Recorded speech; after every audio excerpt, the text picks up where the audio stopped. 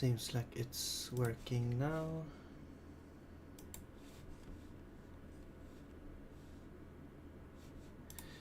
Yes. All right. Welcome back to the stream. For this session, I thought that I was gonna work on a little bit on like traversing the maps,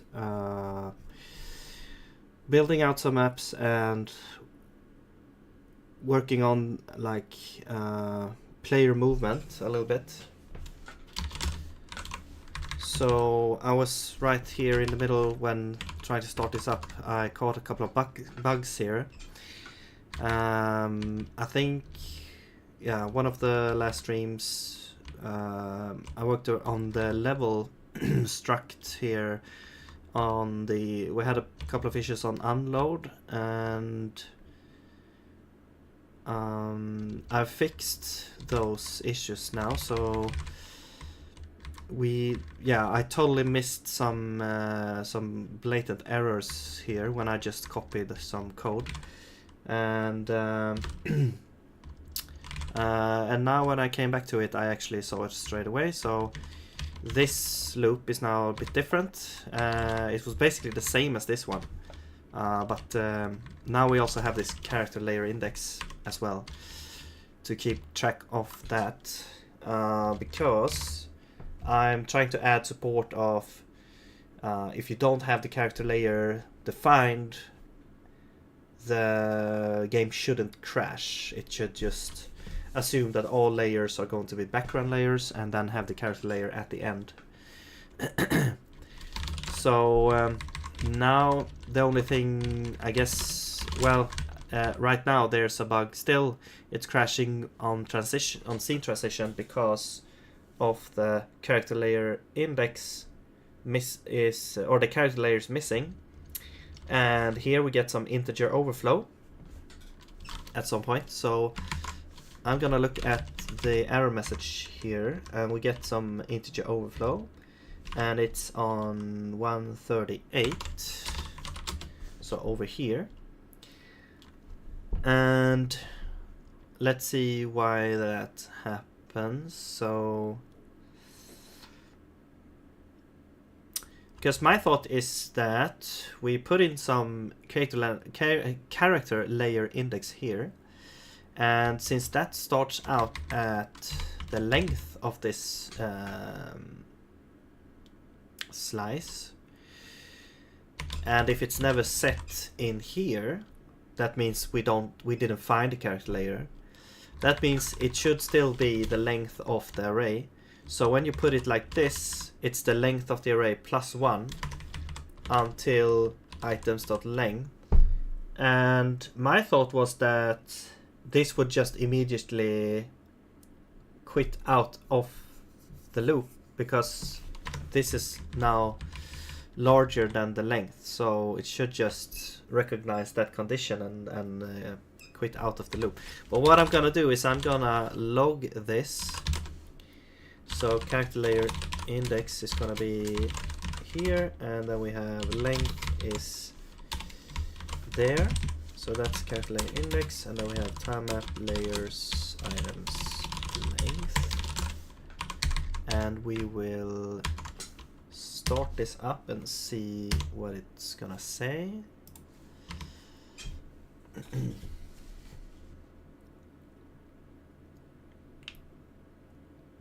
And there we got the crash. And let's exit out here and see, look at the oops. Let's look for here. So character layer index is 1, length is 1. Okay.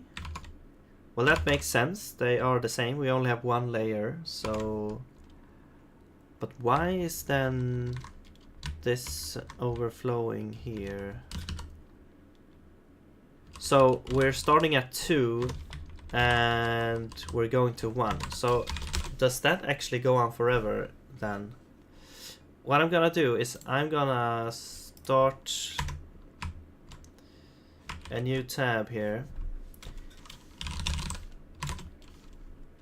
and I'm going to go to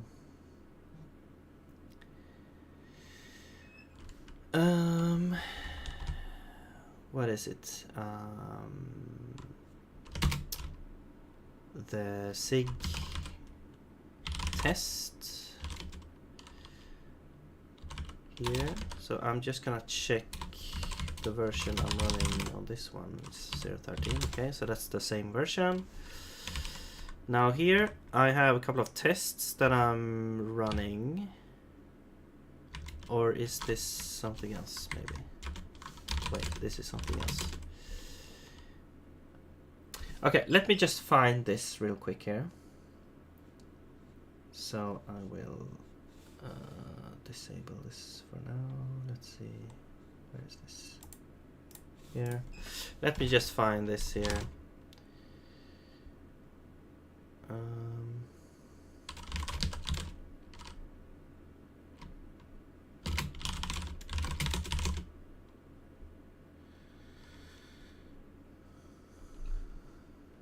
Test, maybe just test. Yes, okay. Here we have it. So let's create a new one and let's call it for loop overflow. And we'll define a function.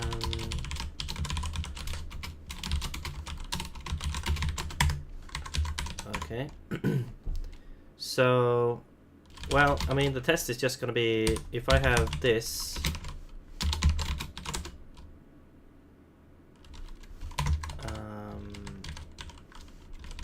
With nothing in it, is that going to cause an issue? Let's actually do this. Let's just so it doesn't like optimize this away or something. I don't know. Let's do I plus equals 1, and then I is equal to this. Oops. All right, and let's go to the main. Oops.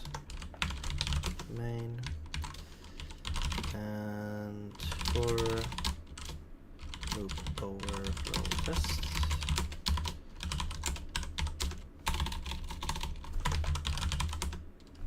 Oh, come on.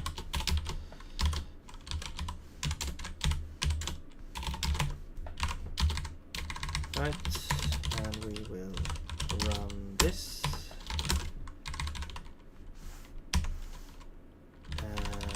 Yes.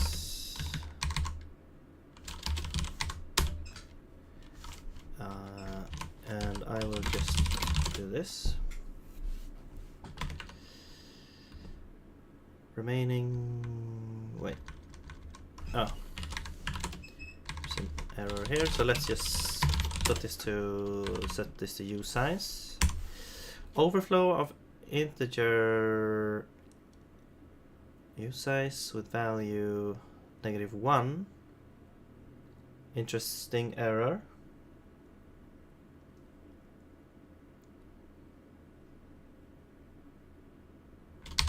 Okay, so let's, if we define it, wait.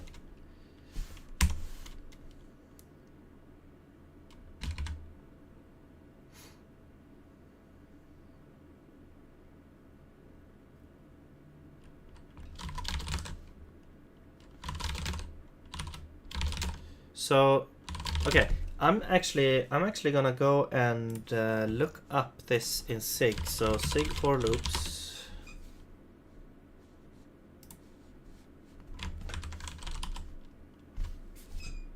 Okay, I'll show you.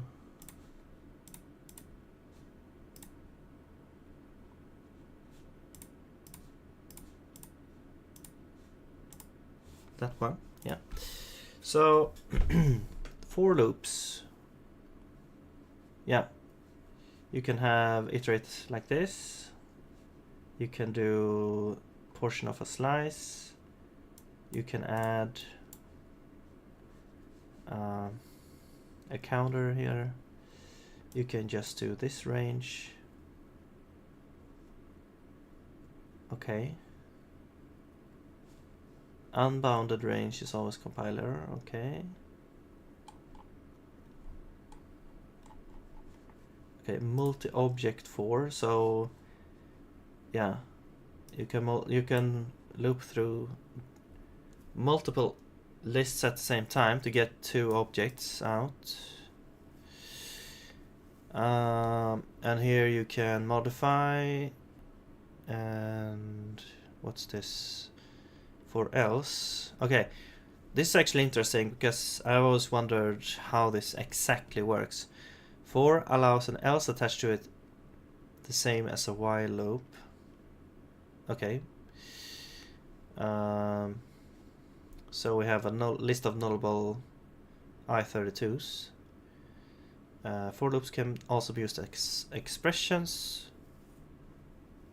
Similar to while loops, when you break from a for loop, the else branch is not evaluated. Okay. Yeah, that makes sense. So it's like you're searching, let's say you're searching for a value or something, and you break out. If you don't find it, it goes into the else branch. So that's actually exactly how it should work, in my opinion. Okay, so the sum is 0. You're trying to find a value. Or if it's not null, we increase the sum. Else. Right. So will this just happen at the end? I guess, because we're not breaking here. So else should always be evaluated in this case, right?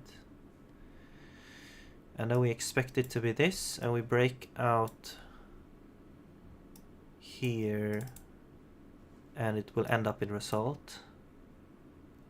Okay, so it's kind of like if you want to have a result from a for, like this for as an expression, this is kind of the structure that you want. So, well, you can either break here if you're just searching for a value, and then else would be like a default value. Or if you're summing like this, you're sort of reducing the array into a value. Okay, that makes sense, but it didn't really answer my question. So here we have labeled for. Yeah, okay. I'm gonna go back and search for range. Ranges, right? So there's like, but this is not the same thing. Like ranges in a for loop. Wait, what was that? Inline can be combined with ranges. Okay, interesting. So you can kind of expand this range into this. Nice.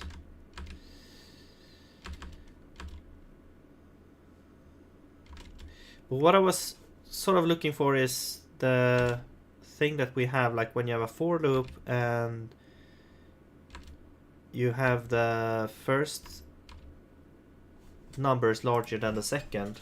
Like what is the actual behavior of that? Because we didn't really get that answer here.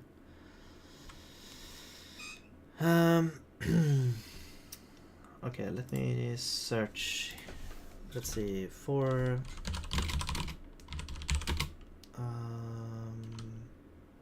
first number larger, maybe start is bigger than end.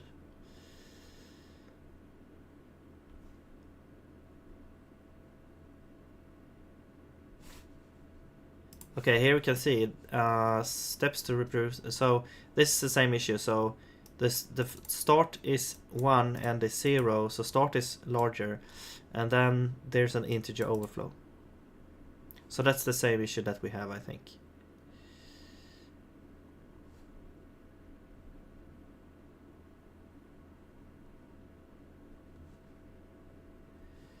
is the reason why this has this allows you from doing backwards range loop. I mean, because it's like there has to be some logic in place there to check like which one is larger, which one is smaller. But since it's like a runtime known value, if it's a runtime known value, then you have to have like some logic that switches them around, I guess. Or yeah, you have to have like the countdown that goes from the larger to the smaller one. Okay, but anyway, okay, I just wanted to confirm that that was the case. So now that we know that, so in order to get this error here, we have to have like runtime values, I guess. So let's do like the same thing. So this is 2 and this is 1. And then this would be start and this would be end. Right, and then we have to like mutate them here. Okay, so now we can actually run this. And we should be getting a integer overflow. Yeah. Okay, so I just wanted to actually confirm that that was the case. So let's go back here now. So we know that this is larger, so we have to then make a check here. So we have to say if character layer is, I guess, more than or equal to this, just to be extra cautious here, then we don't want to do this. We still want to do this, so we don't want to just quit out. So I guess if we check, if we do this and we put this into this if here, that would also solve this issue. Because if they are, if this is less, then this should be valid. It should be, if this is equal to this, then there shouldn't be an issue. Let's actually just test that to be sure. So let's put them at the same and run this again. And there we go, that's not an issue anymore. Okay.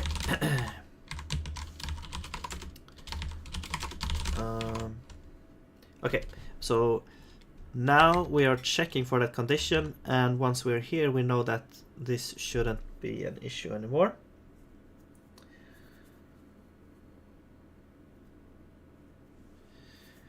Okay.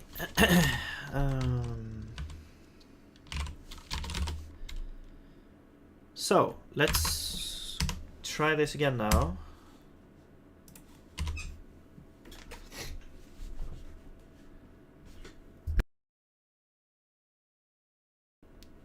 And I need to start my controller. There we go. Alright, now the transition works. Oops, but we don't have a transition back. Let's actually just fix that real quick here, so we can open up the first entrance scene. And we'll create a exit here. 1, 2, 3, 4, 5, 6, 7. And we're gonna set the target to entrance 2.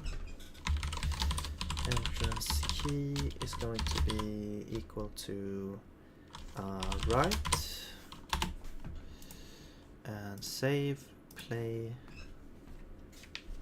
Oh, now we're at this part, so let's open this scene and play now. Okay. So now we're going back and forth here. Cool. Oh,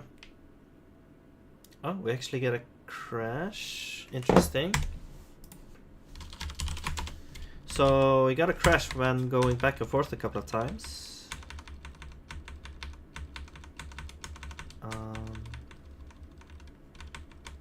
Interesting. Unreachable code contains. Oh, we got this again. So this is,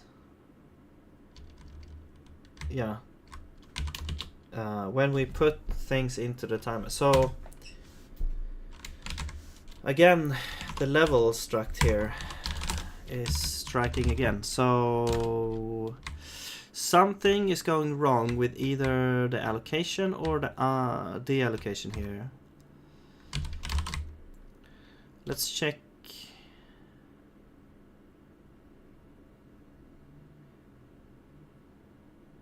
Alright. I'm just gonna go through here, do a little quick analysis. Well, it's happening after like a couple of times, so I cannot easily maybe debug this. I'm just gonna look at the code a little bit here. So, well, the issue is that if we look at here, we are storing a tile map into a hash map, string hash map, and I think it's the key that's the issue. The key is apparently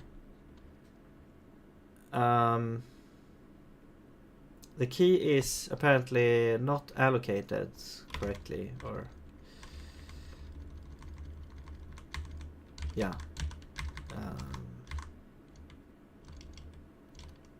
There's some check here that fails, and last time, or a couple of streams ago, or one of these streams in near time, we encountered this issue, and there was one person in chat that said that it might be because the key is not allocated, or it's deallocated, and then there's an issue.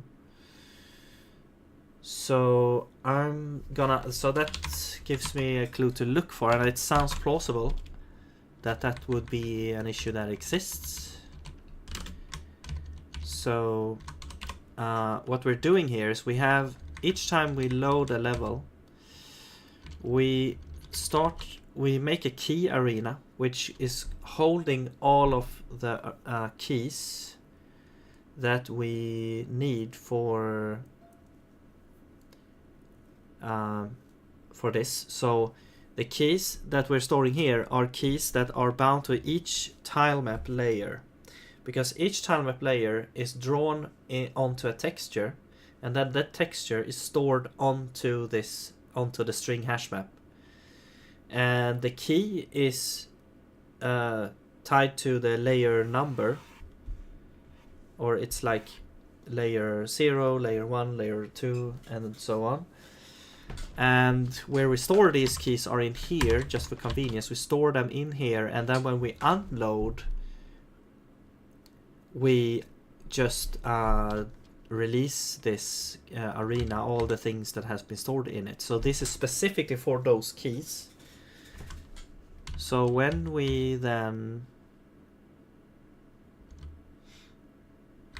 Wait, I just want to double check here if this actually is the case, or I'm not just lying here. Well, I'm not lying, but I might be mistaken, because this actually says tile maps key. So it might be like the same issue, except this is not for the textures, it's for the tile maps. Wait, so this is at initial scene 421. Okay, so this is actually a different place where we get the same kind of error. So this key, we need to make sure that this key stays around and it's not deinitialized. Load tile map is called here in load level, and this just returns this, which returns what? I mean, it either returns a constant here, or it returns this one, which is set to the entity type tile map file name. Okay. And this might be an issue, because when we, depending on which order we're doing things in, we're loading a different scene. We don't want to deinitialize, I guess, the scene before we unload the level. I guess that may be the issue here, and then it just fails randomly because it might succeed sometimes and sometimes fail. So let's actually check that. Sorry, we were here and then this one is called from here. So when we unload, well, we are deinitializing the scene at the last step.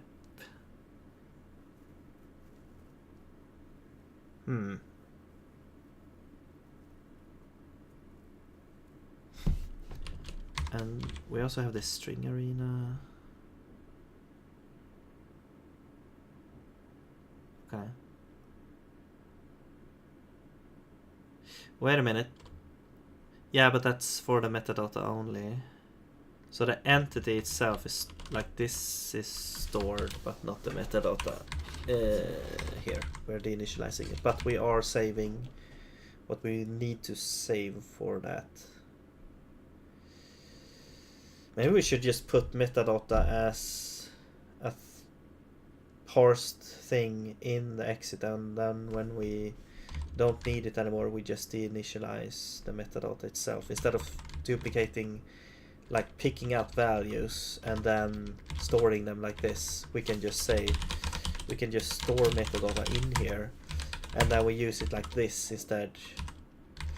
But anyway, this is not the issue here, so I wonder why that happens, because we are deinitializing the scene, which includes the entity and that string there, the scene file name. Although, let's see here. Here we're grabbing the scene file name. Well, we're duplicating it, and we're duplicating the key, and then we free them at the end. And then we unload, which deinitializes them. So this is just to be able to use them here.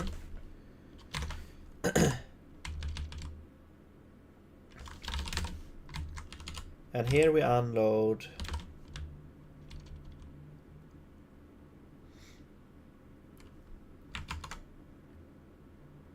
But this was in... Wait, where was it? 421. Here. So it's when we load the time map. It's the key here. This one.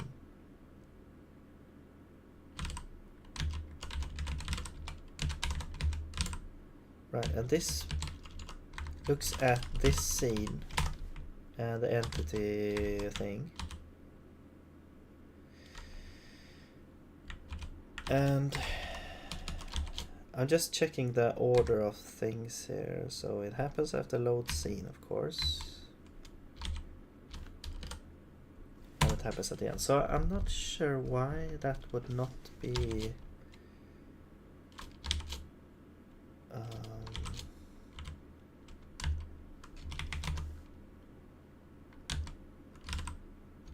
populated.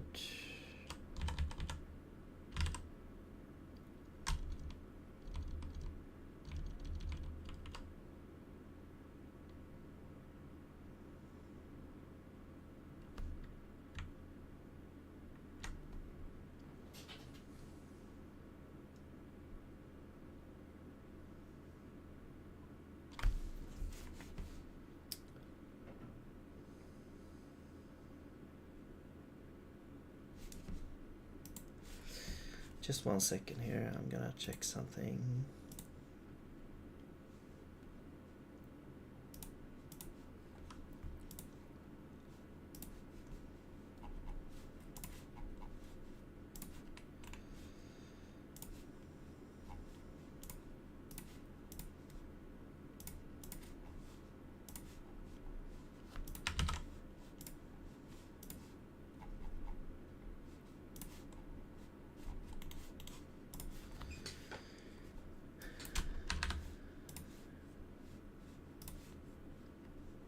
Okay.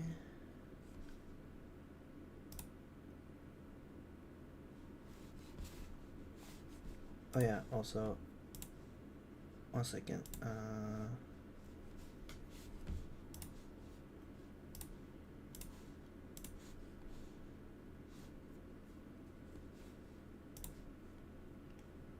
Alright. Okay, so I would have to check this guy is... Okay, let's look at load scene. So this is just straight up a parsed value. So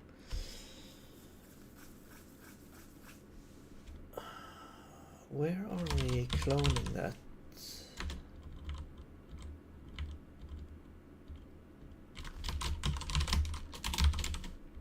Not here. Alright, we don't have cloning here. That's right. We're not cloning. It's the editor where we're cloning here. Okay, so this should have everything like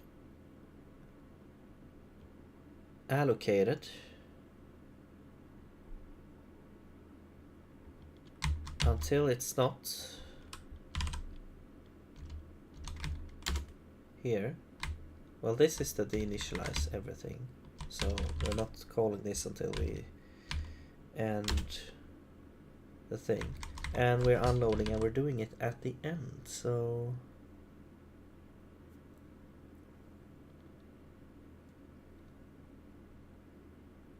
I don't know why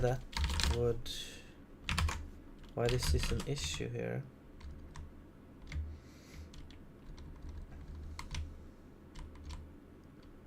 Yeah, we are in a transition. We're loading, initializing the level, we're loading the tile map, putting this key here, it's checking a bunch of stuff.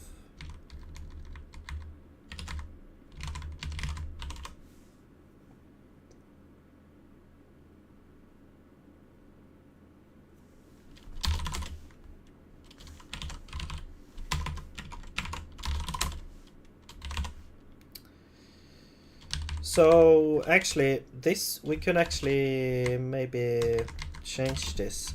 What we're doing here is we are putting the time map in here, but at the same time we are getting it out again as well. And this is not just time map either, it's a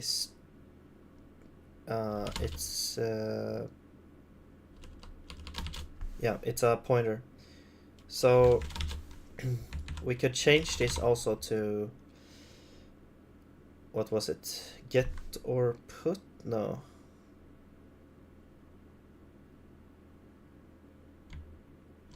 Or is it get or put maybe? Like, I don't want to get or put, I want to actually like override it. Fetch put maybe?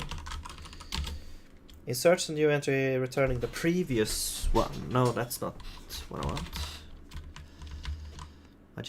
I want to put it and I want to get it back as well.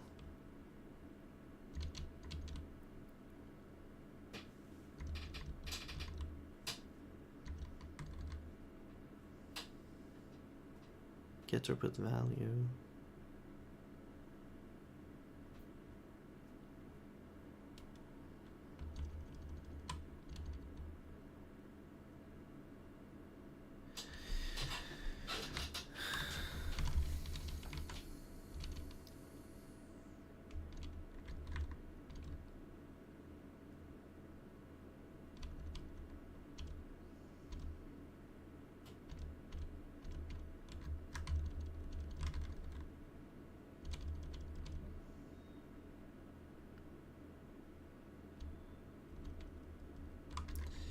So this one is like, if key exists, this function cannot fail. If there is an existing item with key, the result entry pointers point to it. Right? And found existing is true. Otherwise puts a new item with undefined value and the entry. Actually, hang on a second here.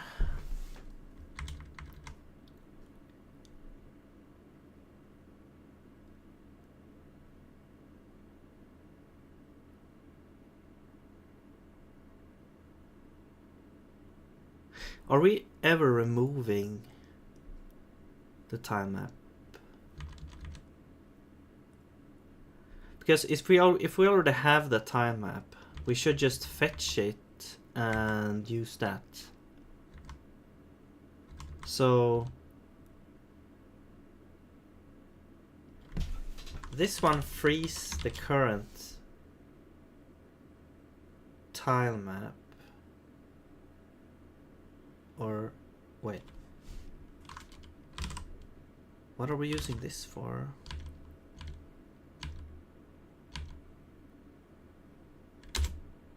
Loading time map.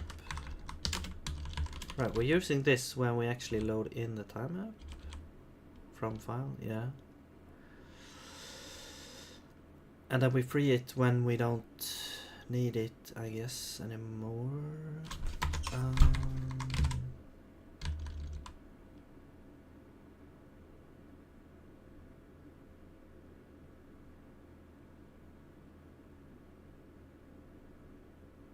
No, I guess the safest thing would be to sort of free it, remove it from the container, and let's remove this. So we'll free it, we will remove it from the container, also. So we will do...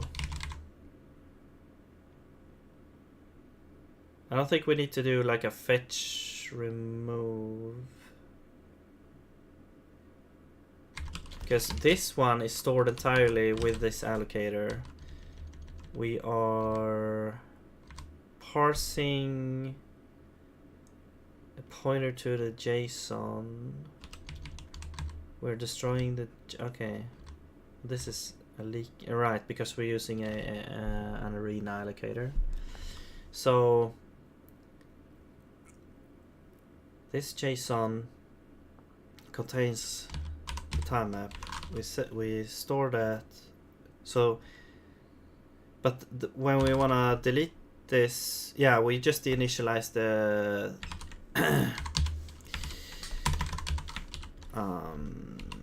yeah.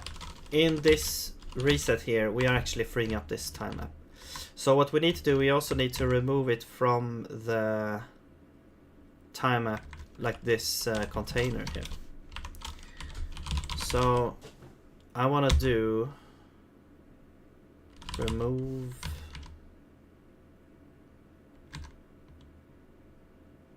if there's an remove if there's an entry with matching key, it is deleted from the hash map. Right. Is there like a...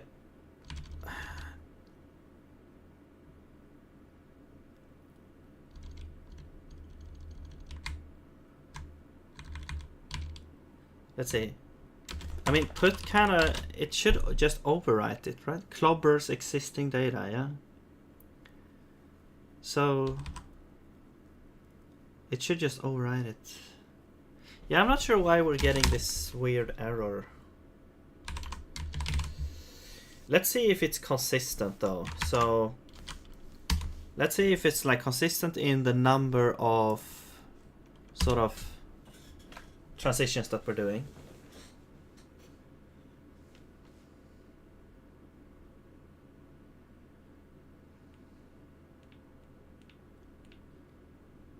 One, 2, 3, 4, 5, 6. Okay, let's try it again. 1, 2, 3, 4, 5, 6. Yeah, it's consistent. That's good at least, because then let's go here and let's change the initial thing to force enters 2. And let's start this up and see if we can trigger this here as well. 1, 2, 3, 4, 5, 6. Okay. Now let's open up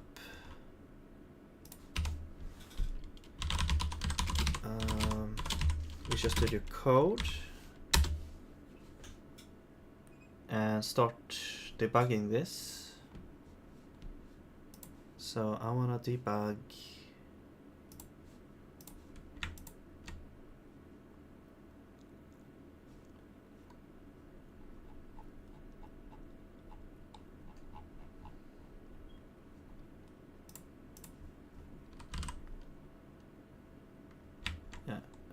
here, and it's gonna be here. So I'll just place, what is this? Oh, it's a Git thing. So I'll just place it here and we'll see what things are when we get here. So let's now start this up.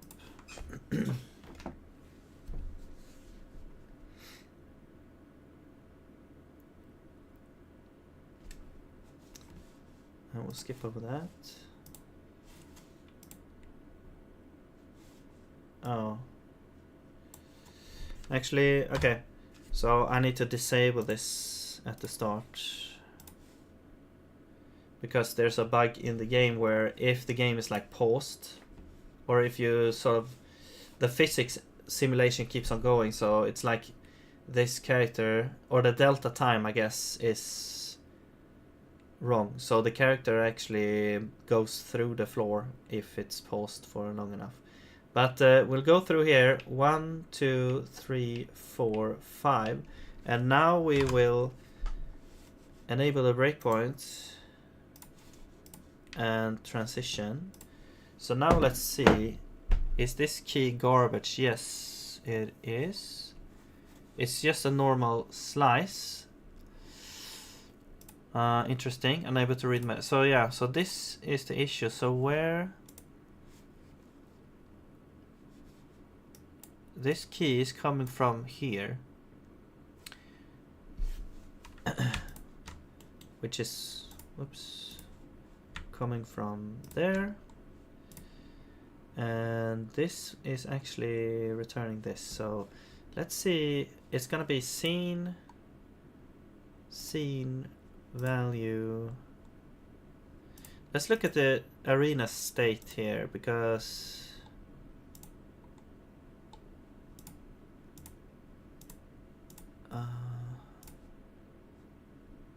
that, if that's also bad, then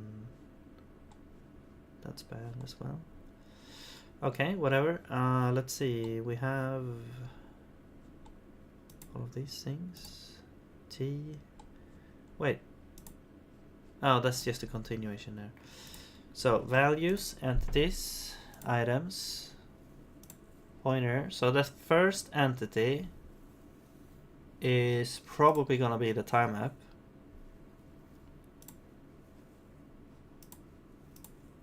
And this looks fine actually. This one length 0, so that looks fine. Type is a time map, yes. And we have a payload, and we're looking at the file name. Wait. Yeah, time map, file name. So this actually looks okay, so huh.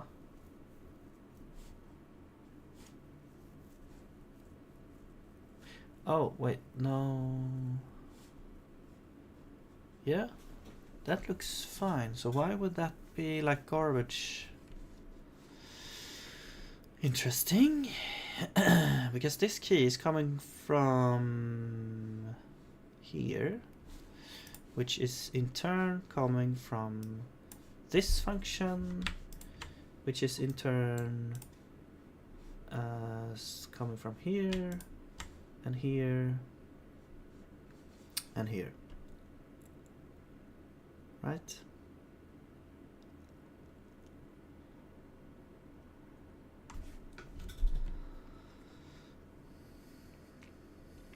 Okay, so I will put a, or is it like deallocated on the way here? Let's actually make the breakpoint over there instead. We'll disable it. Oh, I'm sorry, you couldn't actually see that whole thing. So, okay, let me just start this up again, and I'll make sure that you can see the actual Visual Studio Code here as well. So 1, 2, 3, 4, 5, and then we will enable the breakpoint. We will go through. Okay, I'm gonna make sure that you can see now.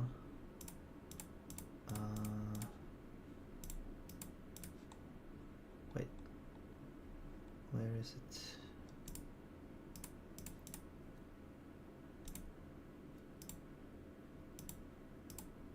Okay, there we go. So yeah, so here we are. Now the key is already garbage. Interesting. So it's already garbage. So we need to look further back. We need to look in here. Okay, so let's quit again and start. So I'm not gonna show the game now, I'm just gonna go through here. 1, 2, 3, 4, 5. And then enable breakpoint. Go through. Alright, so let's go in. First off, well, yeah. So let's go in here and see. Here's the time key. We're going to here. Alright. So we are returning this sort of nullable thing. Or else this. And we're going through this one. Why can't I get the value instead of this weird thing? But this is scene, value, entities, items, pointer, and the first one should be the one that we're looking at. So let's go in here. The type should be time map. So now we should have a local called entity. Type is a time map. Yes. And the type time map file name is, I don't know why it can never show the string, because it's clearly not invalid character. It even has the length here. I'm not sure. Maybe it's because it tries to like read it as a null terminated string or something. Or a zero terminated, yeah. But this looks fine. So we are setting this to that. And then we're breaking and we're returning that. Alright. So now we're going into base name. And we're looking at this path here. So this path is now garbage. For some weird reason. Or is it because it's like a nullable?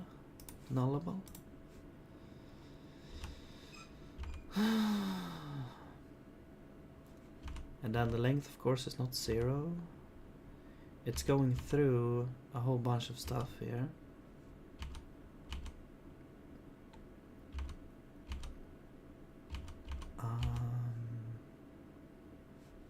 Yeah. Wait, start index 56.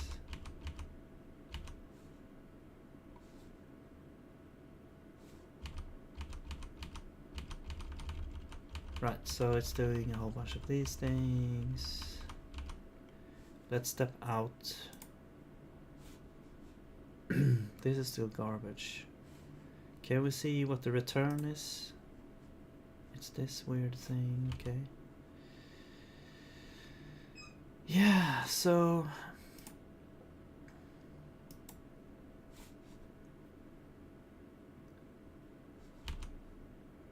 I don't know, it might be some weird thing with the debugger that it's not actually working correctly. Let's check what this actually returns now as well. So this one returned also the same weird thing here. And then when we go in here, we actually get this. Let's do one thing here. Let's actually do the same thing, except we check it the first time. So let's start this up again. And we will go into here. So I want to run to this. Can I do that?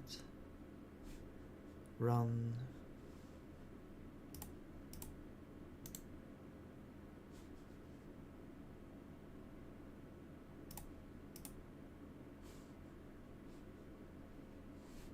Okay, let me just make a breakpoint there. Wait, what happened? Oh, it's still getting caught in this. Okay, there we go. Now let's check key here. And yeah, we're still getting these weird things. So, but that tells me that it's probably working as it should. However, it's kind of hard to debug this since we don't really see what it is.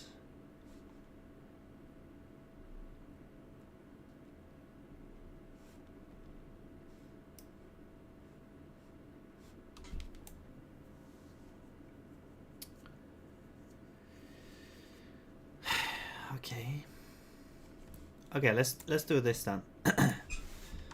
Let's go to our breakpoint here. Let's remove this breakpoint. Let's go in here. Let's go and put a breakpoint there. We disable it. I'm gonna put us in the situation where it will crash. There. Now we enable it. We go through and we crash, and let's go in here and see what's happened. What's going to happen here. So we have this key and we have a value, and this guy is gonna put some context in here. We are doing this thing, we are doing this thing, we are doing that, we are checking grow if needed, and it's gonna try and grow. Oh, it's also going in there, but I think we are actually going in here. Wait. Here. Yeah. And 16. Okay.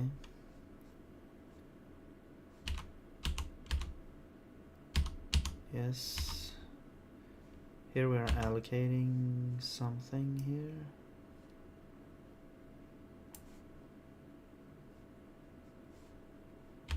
Okay.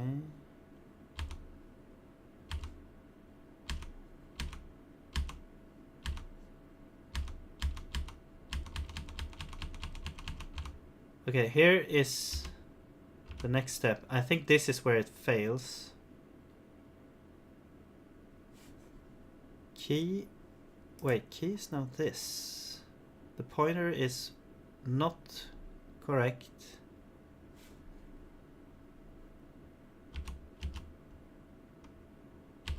I don't think. This looks like a bad pointer.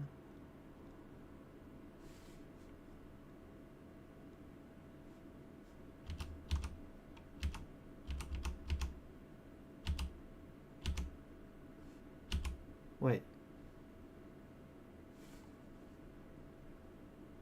What happened? And this is true. Okay, so that's not actually where it crashes. Interesting. I thought that's where it crashed last time, though. Wait, let me just go and look at the error message again. So it's crashing. Yeah, it is crashing there. Contains context. Okay.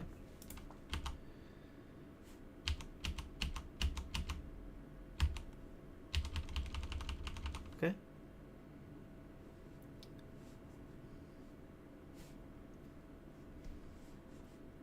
let's continue, I guess.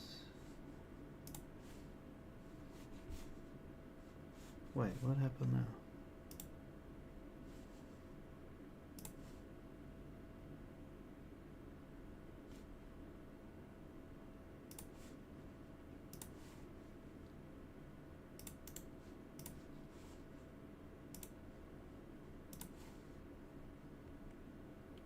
Okay, let's try this again.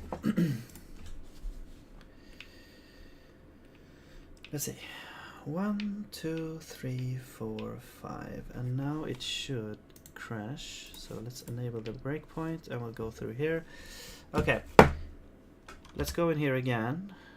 The line where it crashed is 1074.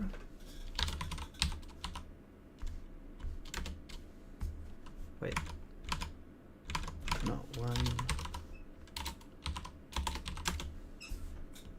here. Let's do a breakpoint there and run to that. And the key looks the same. So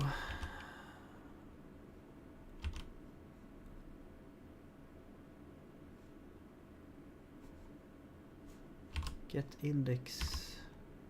Why is it not going in there?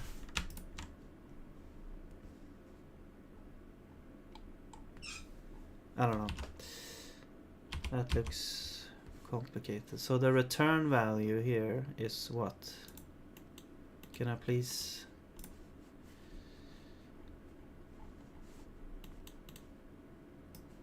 False. Okay. So now it's false and it doesn't work. Wait, but it's continued. Oh, it should be not. Okay, not contained. So it did work, I guess. Wait, but it goes in here again.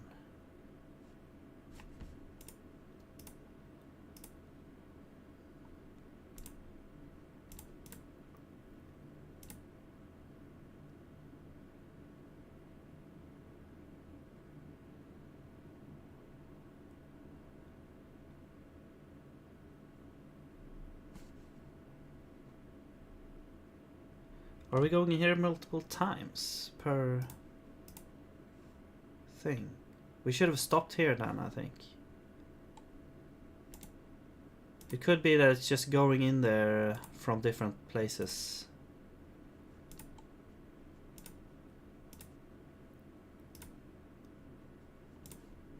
I guess. I don't know. Maybe, or... No, I don't know. Wait, it goes in here again? Or no, now it's just stuck in... Yeah, and now it crashes. Okay, so I'm not sure what's going on here.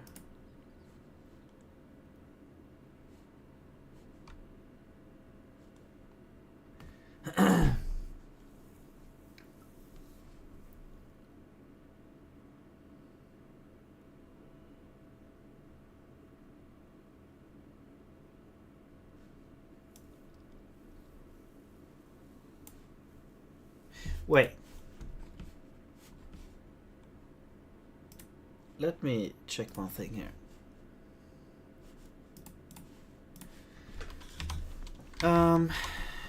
When we load the tile map, are we using the same allocator? Here we're using the tile map arena allocator. And when... Oh yeah, and then this container... No, this one uses the normal allocator, okay. So that should be fine. Yeah. Because we're using timemaps.put here.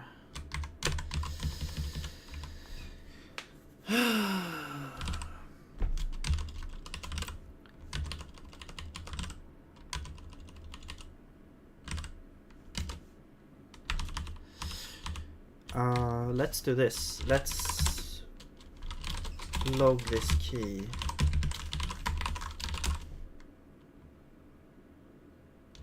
we'll see what that says.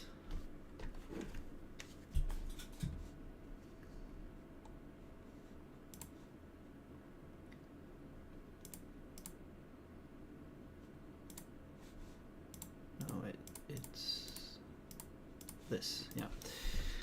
Okay. 1, 2, 3, 4, 5, 6, and there it crashes. It's super consistent though, so that's good. With the amount of the sequence that we're doing. Let's look for key.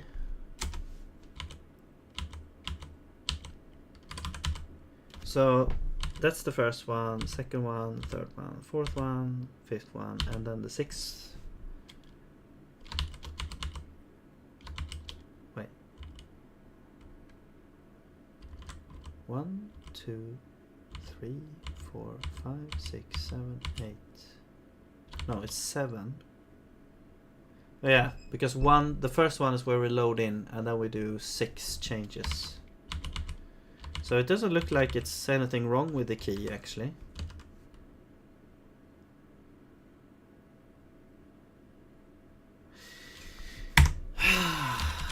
What is going on?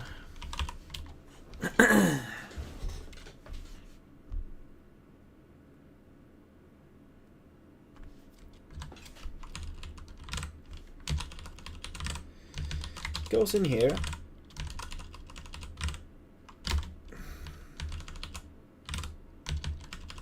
It does. Wait. Yeah, it goes in here.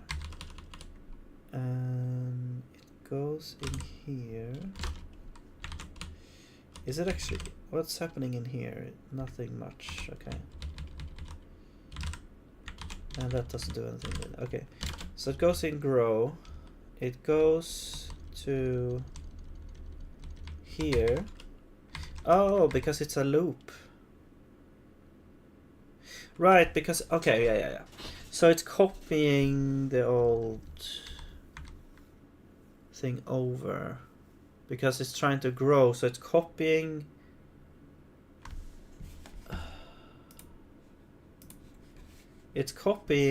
the old map over to a new location. Then, well, while doing that, it does this.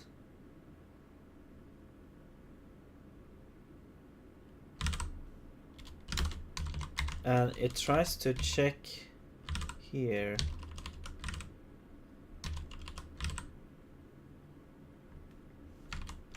This one should not be null. So let's try to check if it doesn't contain a context. So I'm guessing this is like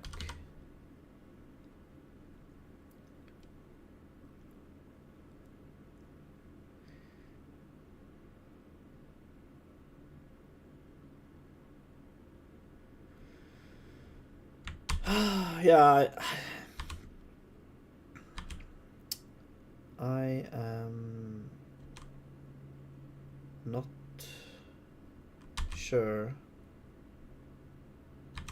why this doesn't work.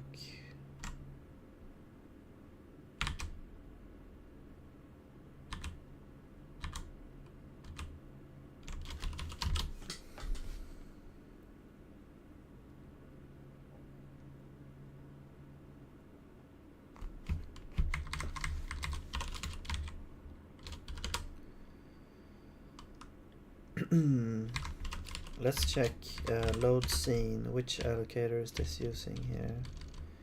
This one's using the normal allocator. Yes.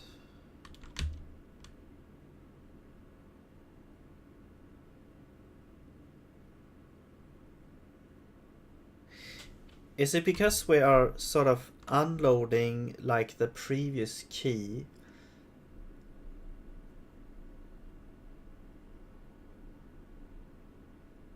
And it's trying to check it against a new one or something.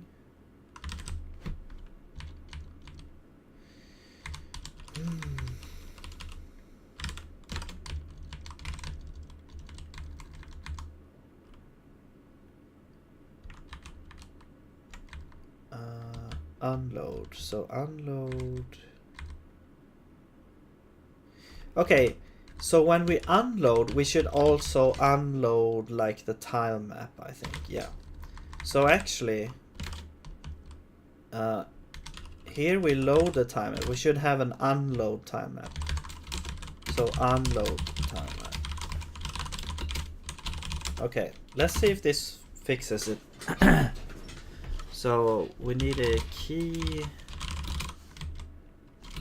I think, yeah, we just need the key.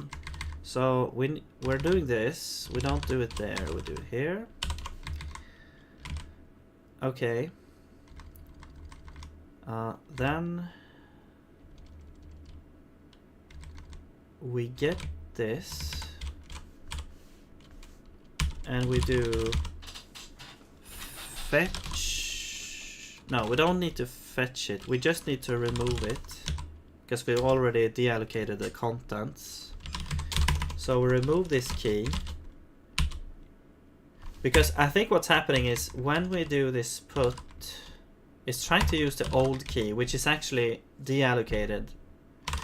So let's remove this key when it's like still allocated, and then yeah, and I don't really care about the result there. So I think that's what we need to do. Okay.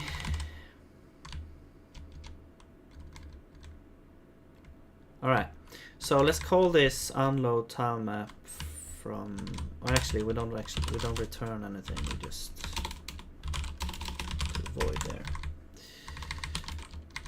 So let's call that from here.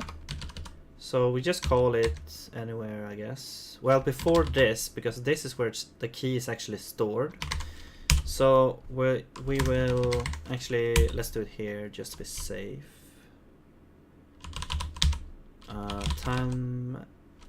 Unload time map, and the key is going to be get the key, and this one is depends on the scene JSON data, which is initialized down here, so this should be fine.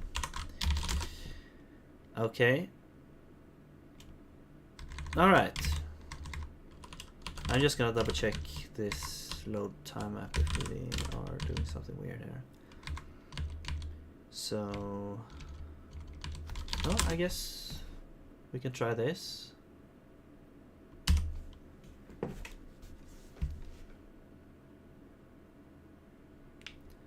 Okay, 1, 2, 3, 4, 5, 6, 7, 8, 9. Yeah, okay, now it works. Okay, great.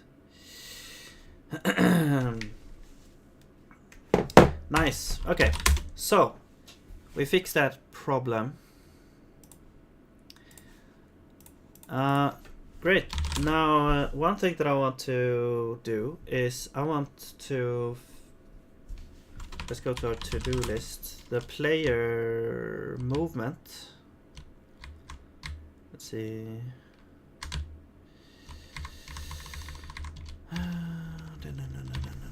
Let's just add it here. So player movement. I want jump to be depending on like jump height based on duration of press, button press. Okay. So if you hold it, if you press it down longer, it's gonna jump higher. If you press it down slow, like it's gonna basically cut off the jump when you release it. So let's go handle input, and we'll go down to the jumping part. Well, let's see. So where would this happen? Jump is actually not a state that we have. It's just we know that we're not on the ground. Maybe it should be a state actually, because we do want to have a special well, we do want to have an animation for it, but it's actually not a state right now. We just check this and then we don't set it to a specific state now. So actually I think I want to add this jump state. Jump. And jump. I don't think we really need any data for that. Maybe. Well, actually, maybe we do.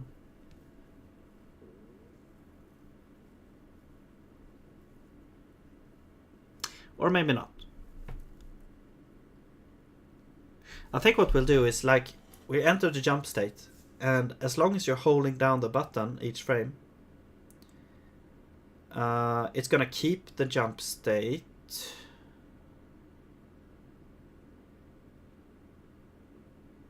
Maybe it's gonna be like a jump up and down, jump up or down. Let's actually have a state, because I want to have a state that's like if. No, let's not have a state. Sorry, because what I'm thinking is what you could do is you could just check the y velocity. If the y velocity is positive, or if the y velocity is such that the player is jumping up, you can check for if we are releasing the button. And once we do that, when we release the button and if we are in the jump state, we check, is the y velocity going up? Then we cut it off to 0. But if it's going down, then we don't really need to do anything. But we're still in the jump state. Okay. So that's actually, yeah. And now let's go here, and this one is the timing check. So let's actually just, we don't have any timings there to worry about. And then we have the animation part where we don't actually have a jump animation, so well, what we could do is maybe just set it to idle, I guess.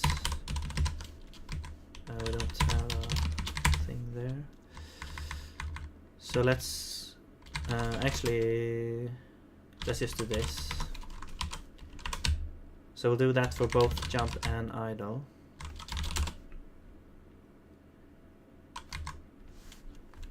Okay. Now we need to be able to enter the jump state.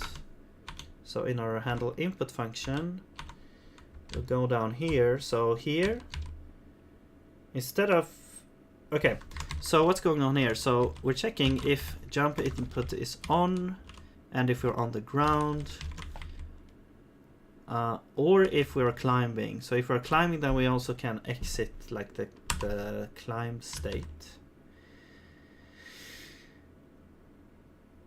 And here we're checking, we actually we don't really need to check this anymore, so we just set this to jump here.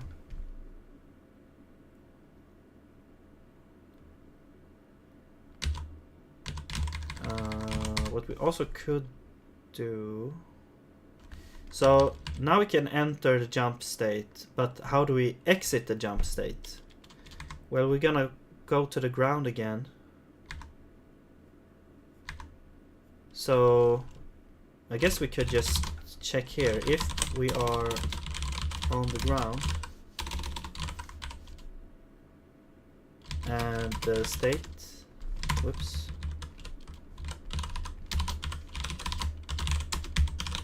is jump. then we set the state to, I guess, idle.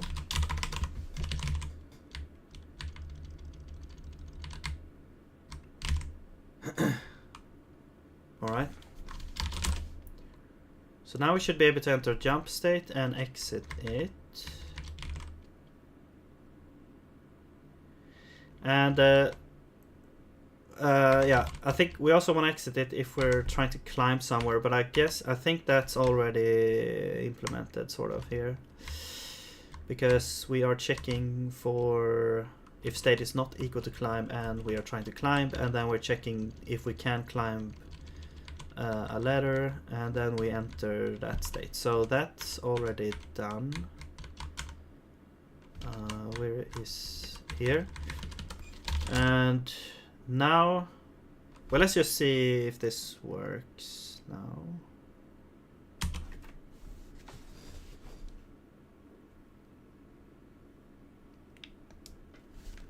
Let me enable my controller again. There we go. Okay, so we can still jump. Great. And now, oh yeah, one other thing. I want to check the animation as well, because before, yeah, you get like the walking animation. So we are actually exiting the jump state, I believe now, when we are walking in the air. So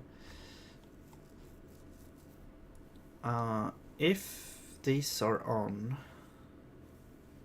if we're jumping, we're not actually walking.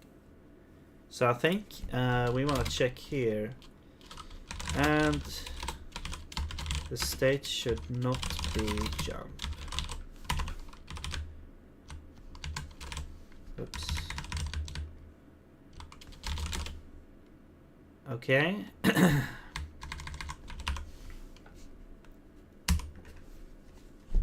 Because we don't want to exit the jump state, because then we cannot really use it. Okay, there we go. Now it looks like we're getting some. Yeah, the walking thing is done. Okay, so next thing then is the thing that we were talking about. So the thing that we wanted to implement from the start here. When we jump, so how will we do this? Yeah, when we jump, holding the button is gonna be like the normal thing. If so, we can have an else here. Else if is jump input on, and the state is jump.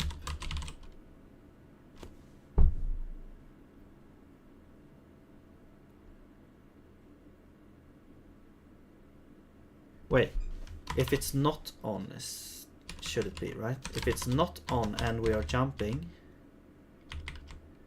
and the velocity, let's see, do we have the velocity somewhere here? We have the desired velocity here and acceleration. We have the player body. Let's just use. Oops. Let's go back here. Let's do player body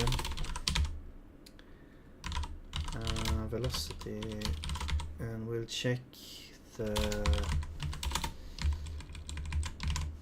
y component, and the y component should be, I guess it's negative if you're going upwards, right? Yeah, because you can see here we're setting this to negative, so it's negative if we're going upwards. So we want to check if are we going upwards. So basically, is this less than 0? Then we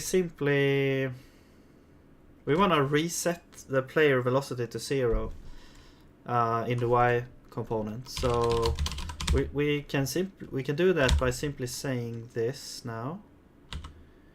V and the y component is equal to 0. But we should still be in this jump state. But that's... Oh, wait. This should only happen... Yeah, it should only happen once, because once it's set to 0, then gravity is gonna kick in and reduce it below 0. So this check will prevent it from happening again in subsequent frames. Okay.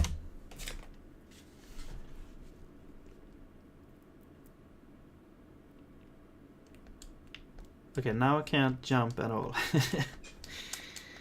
Let's actually check. What is this? Is jump input on? It's actually pressed, so it shouldn't be pressed then. Well, I think I know why I put it as pressed, because... So pressed means it's edge detected, so that means it's just on for one frame, even though you're holding it down. And the reason for that is because I don't want the player to be able to hold down the button and then instantly jump again. You have to like press it to jump, if that makes sense. Like when if you jump... Okay, let me just show you here. Down.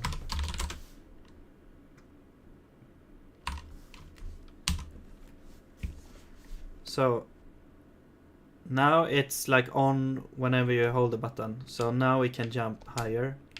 And of course it actually doesn't work. Oh, there we go. You can see how I'm cutting it off there. But the funny thing is, it doesn't cut off when I'm standing still. It only does it when I walk. Interesting. So that's a bug. Okay. But the point is here, I'm just holding down the button now, and he's still jumping up and down. So that I don't want. So maybe we should have two different things then. Is jump input on, it's gonna be pressed. But then we do jump continuously, maybe. Okay. How do you spell it? Yeah, whatever. So now we should have two different things, and this one should be continuously on.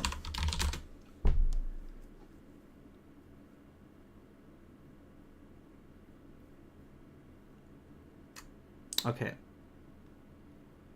So the question is, why did this not work when we're not like walking? Do we exit early somewhere here?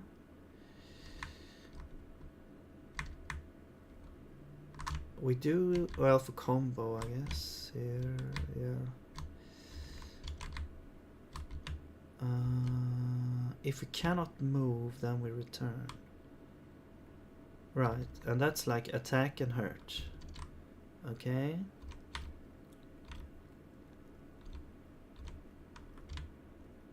So why would it not work while we are... Okay, I don't know. We'll have to debug that. But let's try this and see if this works. At least when we're... Okay, yeah, that works. And now I'm holding down the button and it's not jumping all the time. Okay, nice. Now we just need to fix this issue. Also, maybe when it's when we release, it shouldn't like instantly cut off. I don't know.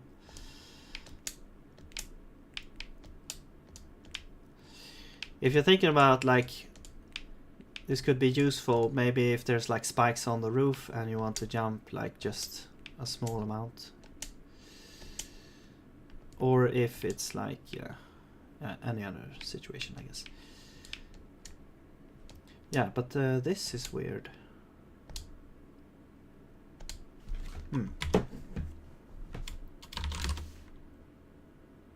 Maybe it goes into like idle mode somewhere.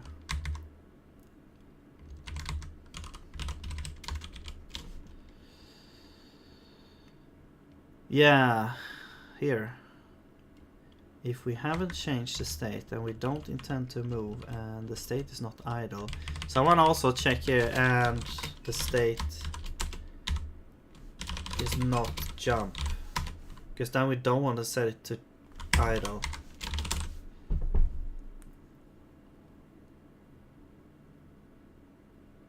Okay.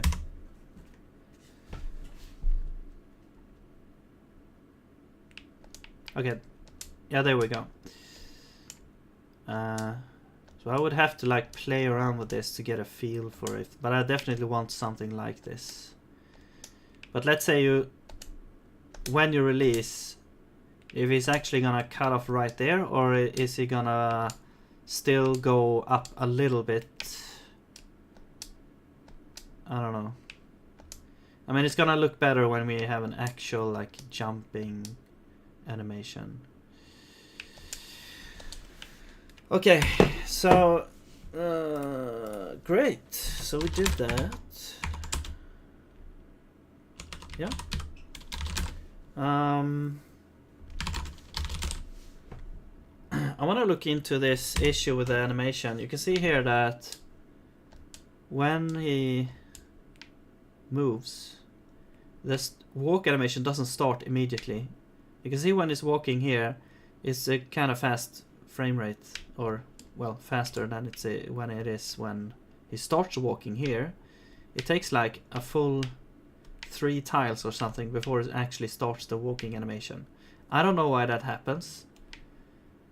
There's probably something wrong with my animation struct thing, where the first frame is like longer than the other, because if you check also the attack animation, the first animation looks, it's a little bit longer than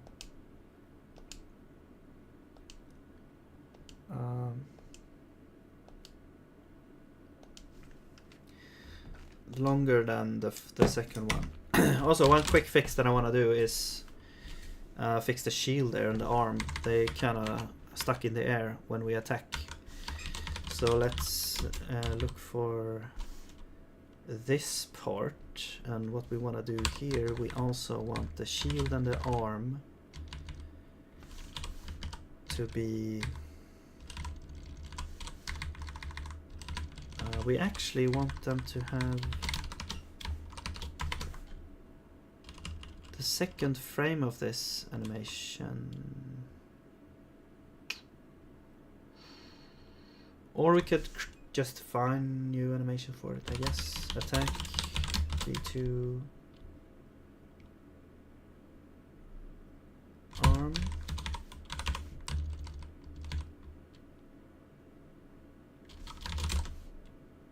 Alright. Let's create those animations.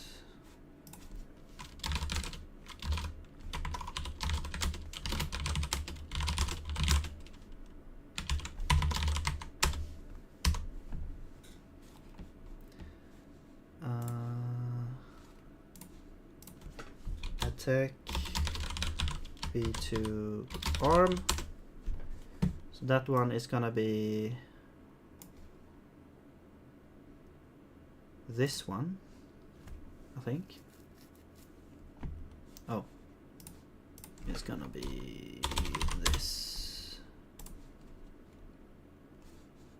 Okay, and then the other one is gonna be attack B2 shield.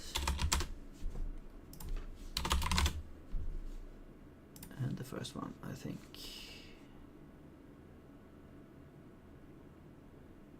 Okay. Save. And then we import that. Wait. Oh. Over here. Okay.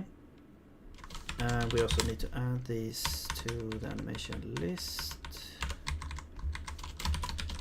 Attack B2 arm and shield. Alright, so now we should have those. Let's see how that looks. Also, they are not looping. It doesn't really matter since it's only one frame, but yeah. Anyway, let's see if that looks better. Okay, now the shield actually doesn't move away. Okay, cool. Okay, so I want to look into this issue. I'm pretty sure this is part of the animation system. The first frame seems to be like longer than the rest. So I want to maybe take a look up of metrics here. Let's see.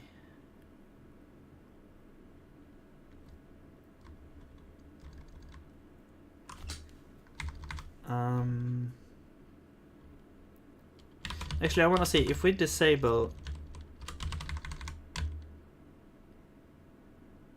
the like this is part of like if you have an animation that's not looping. So now we pretty much disabled the loop stuff, or not loop. Like if it's not looping, then it can be like done. But now it's every animation is going on forever. No, that still has longer first frame. Okay.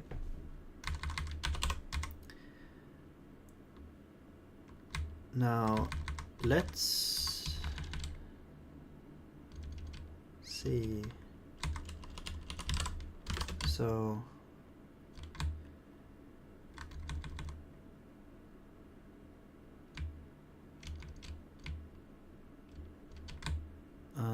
here we are getting the frame duration. So I don't think there's anything wrong with this function. It's like only the first frame is wrong.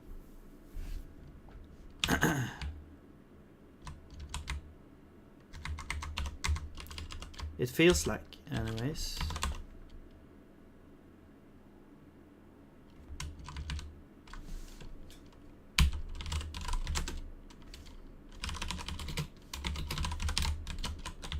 Let's log this out. And this, let's say animation is, oops. Do we have name here? No. And we have animation and then name. Okay.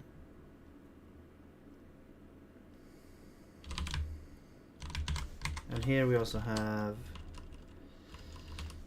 set animation as well. So I just want to see.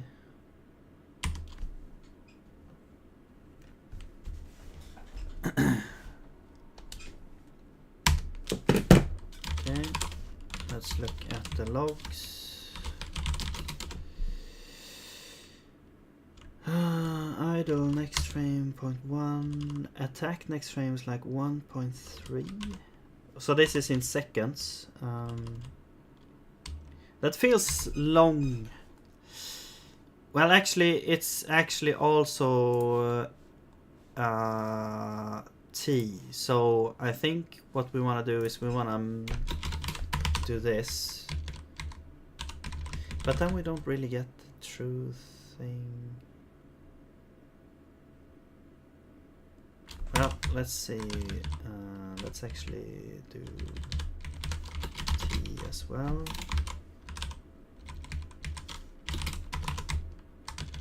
Okay, let's copy this over here. And this is start.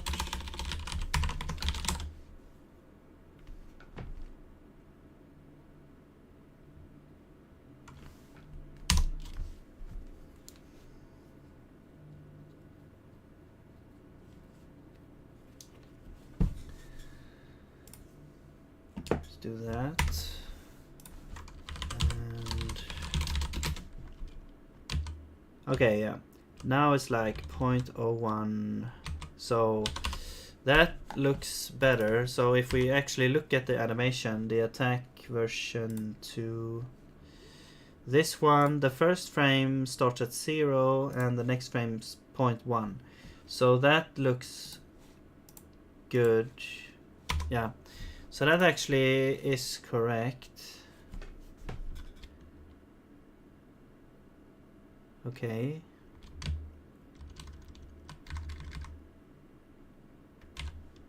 And walk is 0.3. So it feels like next frame at is correct.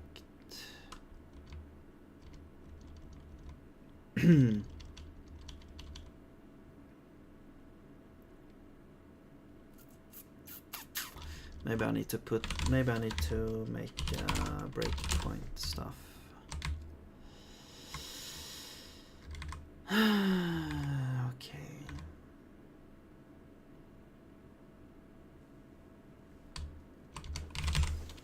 Yeah, I've looked into this issue before, and I've been trying to find this solution for a while now.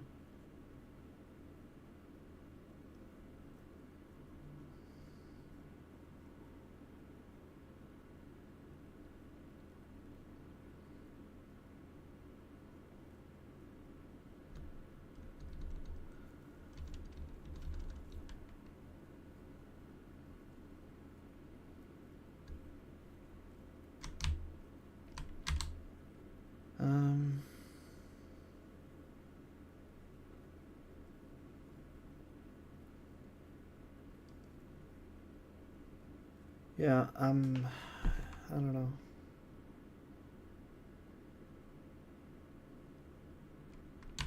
Let's log out when the timestamps of when this current frame happens.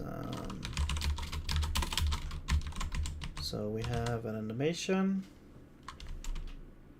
we have current frame, and we have T. So animation is animation.name, current frame, animation instance.current frame, and T is T. Alright. Let's remove these. Right, I just want to check something here. Did we get... This is all set animation. Here we have start, so there doesn't seem to be a difference either. But let's just see. So we are starting with idle, so that makes sense. We set animation to 5 seconds later, so that's when we start attack. We do these set animations on everything here. We have attack, and then we have sword, arm, shield. So these are 4 different entities that we are doing on. And then we start them as well. So that all checks out. Then 6 point, yeah, then we set, wait. Yeah. So this is when we change animation. So 1 point, wait, this is like 0.7, no. Oh yeah, 0.7, yeah, 0.7 seconds. Let's check the duration of the animation. The attack animation is 0.7 seconds, so that actually checks out. Okay. Maybe I should do this for walk instead, because that's the one that actually has like serious issues. But I'm gonna check this. This should log out every time we change the frame.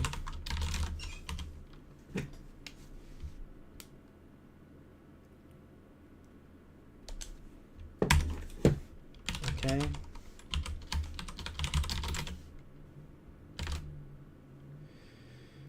So it starts at 61.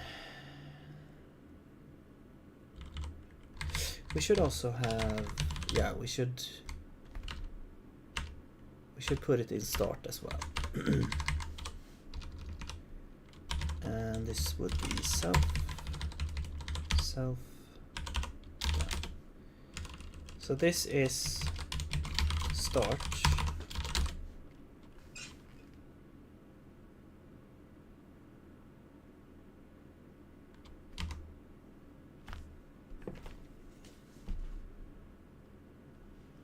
There.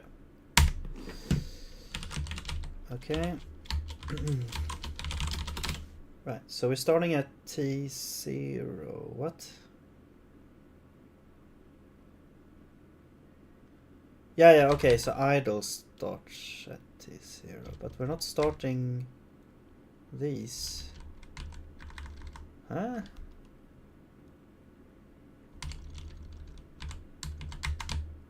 That's strange. Wait. No, these are the walk. Okay, yeah, that makes sense. So we're starting those at like later because of something. Maybe like the startup time. I don't know. But anyway, that checks out, I guess. And then 1 second here. Yeah. So here we start the attack. 1.13, 1.131. Yeah, okay. And then so that's frame 0. And then immediately it goes into frame 1 for the sword. What?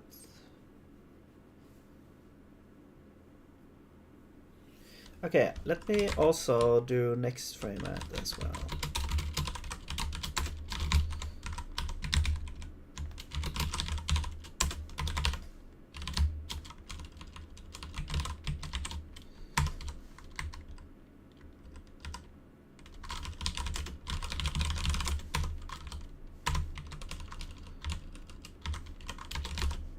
Okay.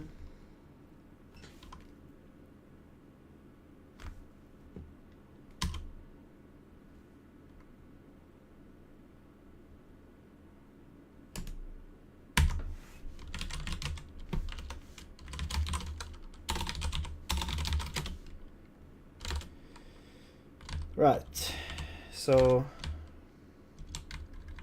here T is 1.14. Next one is, yeah, so that's 0.1 after, so that's correct.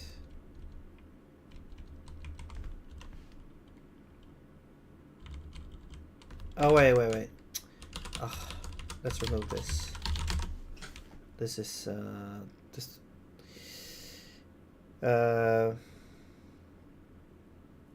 yeah, I can't see what's happening here. So let's just do this.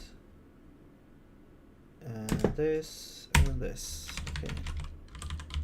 Now, let's see. Bunch of idle. Okay, here we go. So we have this, yeah. 0.1 after. All of these should be the same. Yes.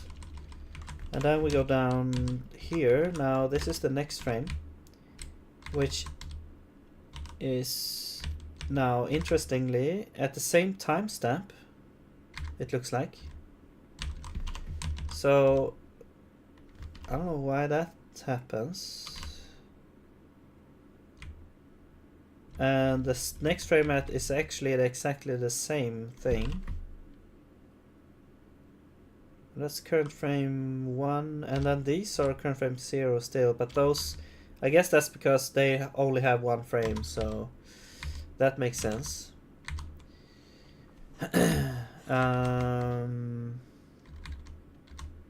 Why would this go in here immediately though?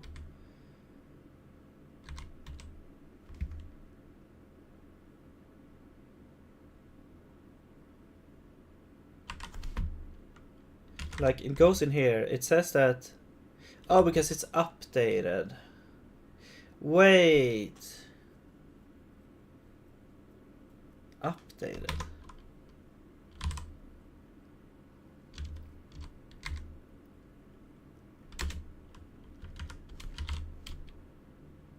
It's updated. Okay.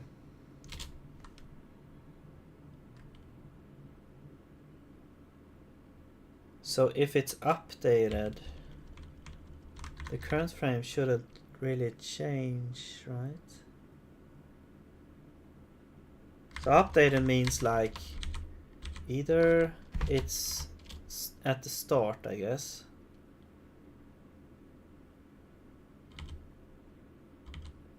You know what? Updated should not change the current frame.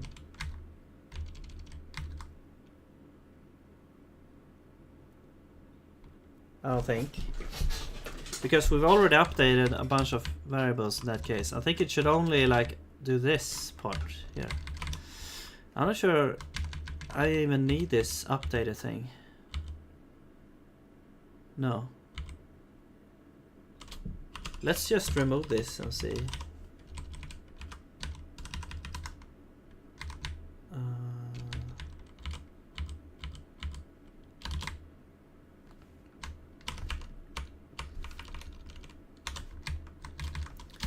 Okay.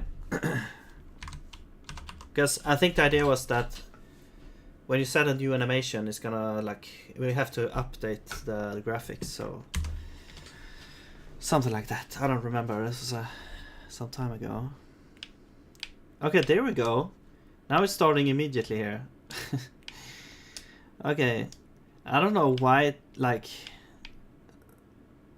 that made it so that the animation took so long to actually start, but at least it works now. Oh, you see the sword is kind of the wrong frame as well here. Okay, so the animation is a bit wonky here, but yeah, now that looks way better. Okay, nice. Yeah, that was kind of bugging me. Okay, so let's just remove this whole updated thing. It doesn't, it's not even needed here. Updated. And if there's any references to that, it's gonna be showing up as a compilation error, so yeah. Okay, great. Nice. We got that fixed. I think maybe I put that down somewhere.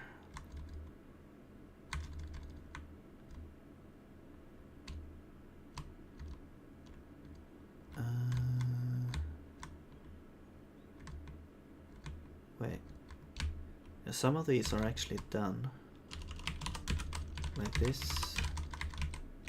And this.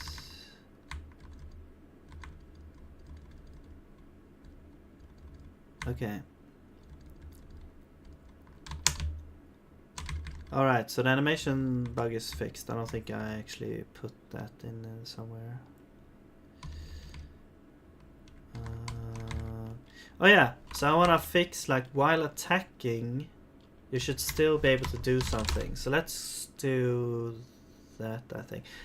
Okay, I just want to fix the animations real quick. So we have attack.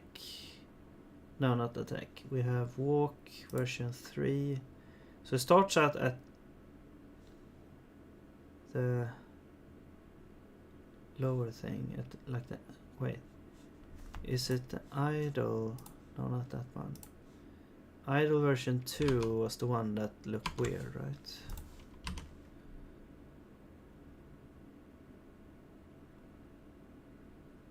Yes.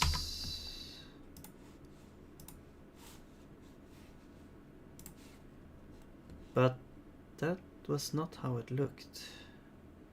Oh yeah, it was. Okay, so idle version 2 should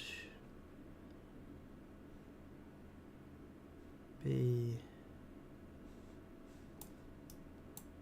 Oops.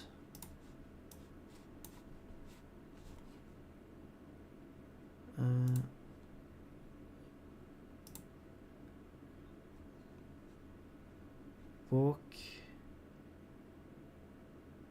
Oh, because it's a different... So we should actually create new animations for like idle. idle version 2 arm. So that's gonna be I think this one. Oops. This one.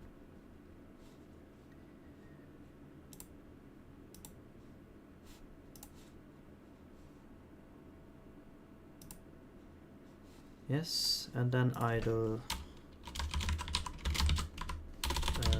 shield.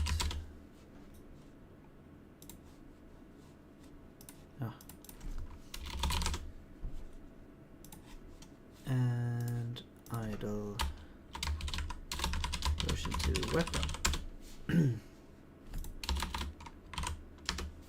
This one, I think. Wait. Yes.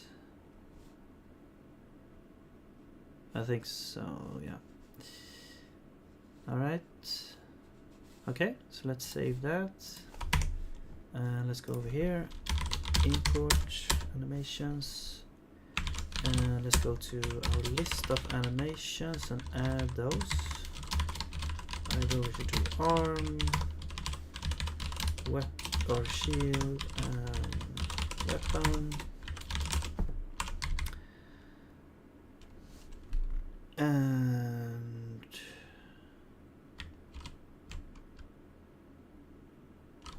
initial scene, and now we can look for idle. So now these are idle instead of walk 3. So now that should look better.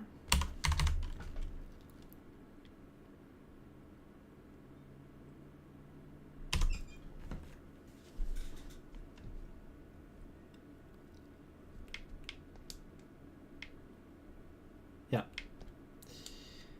Okay, and last thing about the animations, I want to fix the last frame. If you see when he's attacking, there's a little weird thing jumping to the right of the shoulder there.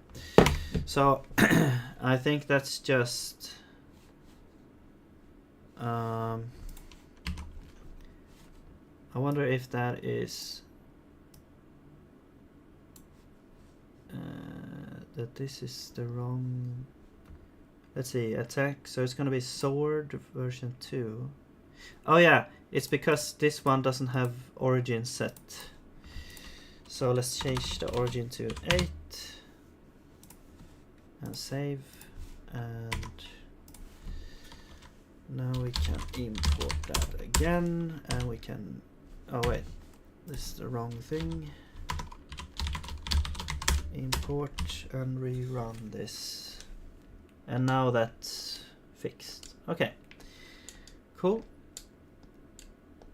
Okay, yeah, this feels way better. Alright, so I don't think I had that written down, but now we can look at this one. So let's actually, to be able to test this, well, let's just add some ladders, I guess. Wait, where is the... There. So let's go to brush, and we can add another layer.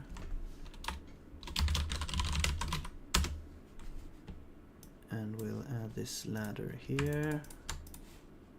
There. And let's save that. And we will play. And there we go. Now we have this ladder. And so we can climb the ladder. But what I want to have is... wait, what did I say? Climb should cancel attack. So, okay, first step is this one. But we need a ladder for later. But first one is like this, because right now when you're attacking, we kind of interrupt movement, so you can't move while attacking. and I guess that kind of like an old school feel to it, but I think what I want to have is like you want to be able to move while attacking, but it's gonna be like a limited type of move. You're not gonna be able to turn around while attacking, but you're still gonna be able to like move left or right, I think. So let's go here, handle input. Now what we're doing here is we're saying if we can move or not, and if we can't move then we return. So it's basically like you're stunned almost, and the states is attack and hurt, but I don't think we want it for attack, so let's just remove that. However, it's gonna be a special kind of state when we're attacking. So we are attacking. I guess we could do this. Okay. So this should not cancel attack, so we should not be attack. If we are attacking, then we shouldn't be able to enter combo mode.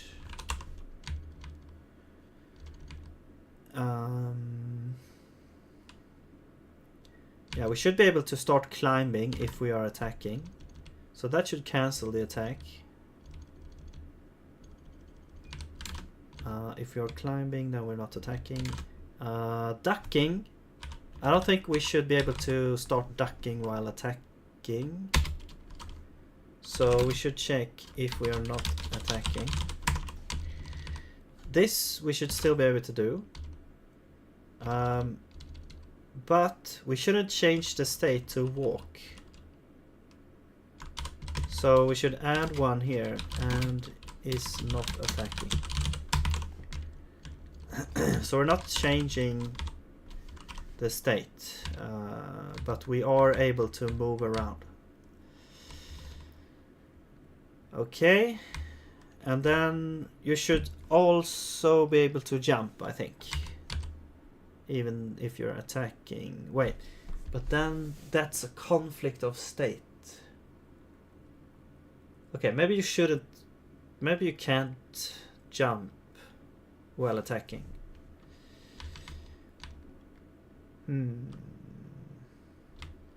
Well, let's just try that. And not is attacking.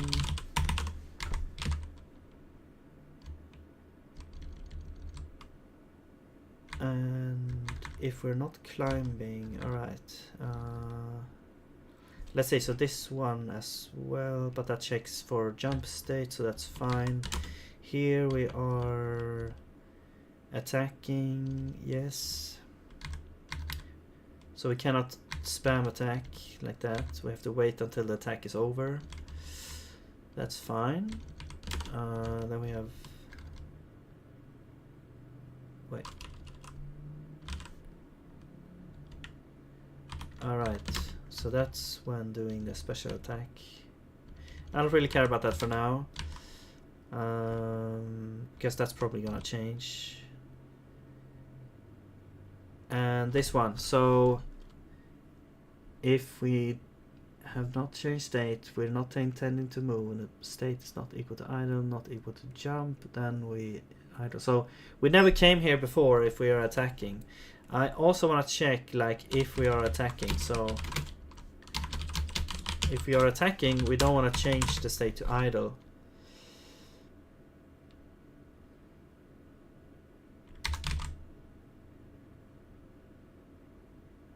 So how are we exiting the attack? Well, that's happening in another place. That's happening at the, like, it checks for, it says like, here,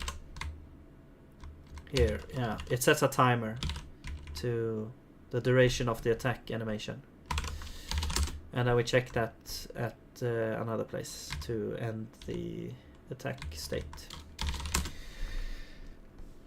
Hello! How's it going?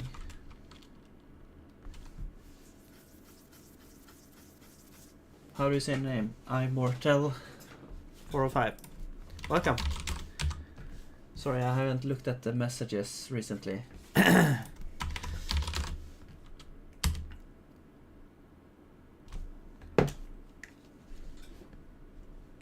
Okay. Yeah, so now we can actually move while attacking. Nice. Oh, and we can still change direction. I'm gonna disable that, I think.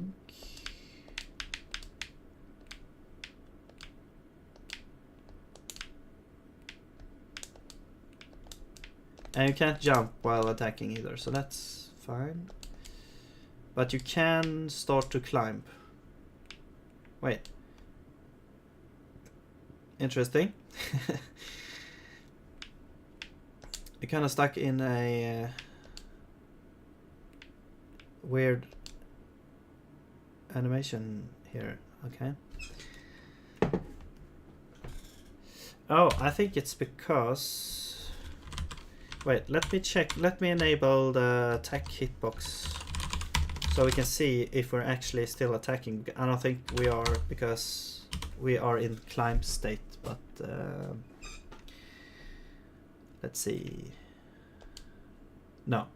So you can see here the white box tells you that we are having like a damage hitbox there, but when we are climbing here it's gone, so it's not actually an attack state, it's just a bug.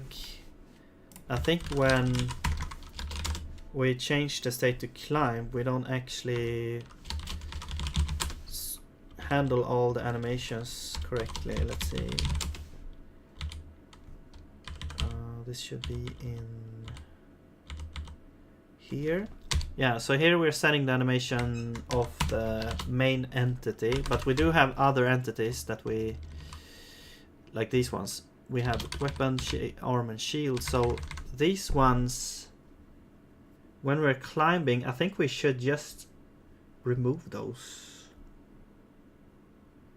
But we don't really have... We don't actually have a way to sort of disable those animations right now. Maybe we should just add that.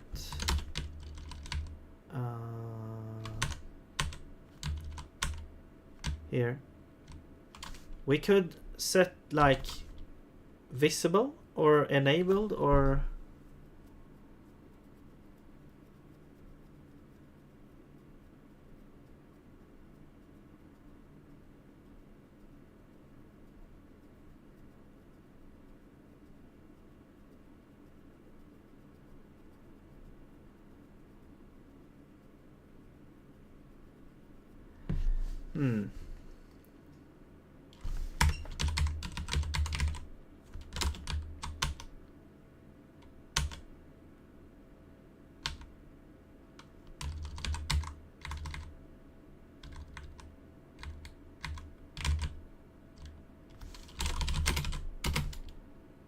Set is hidden, I guess.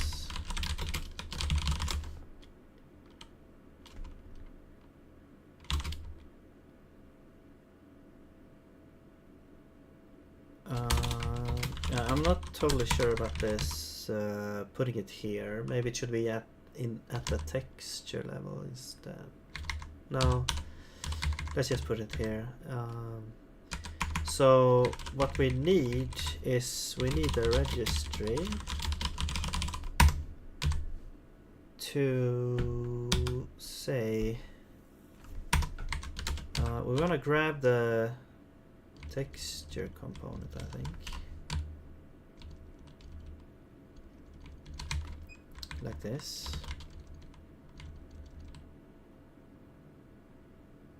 Or maybe actually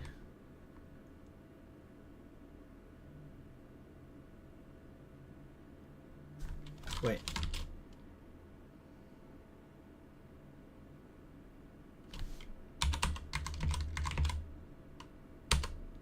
Oh, wait.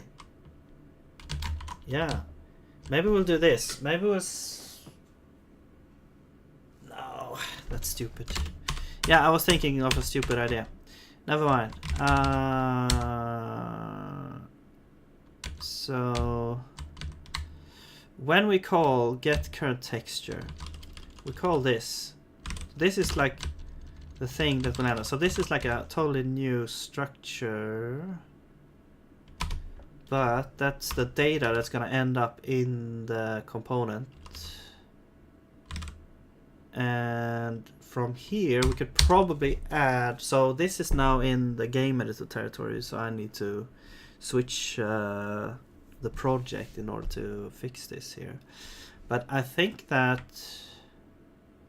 wait, no, we already have a component for this. Invisible. Yeah. So we can use that. Okay. I just remembered that. So we don't need this. But what we do wanna do is we want to go to initial scene.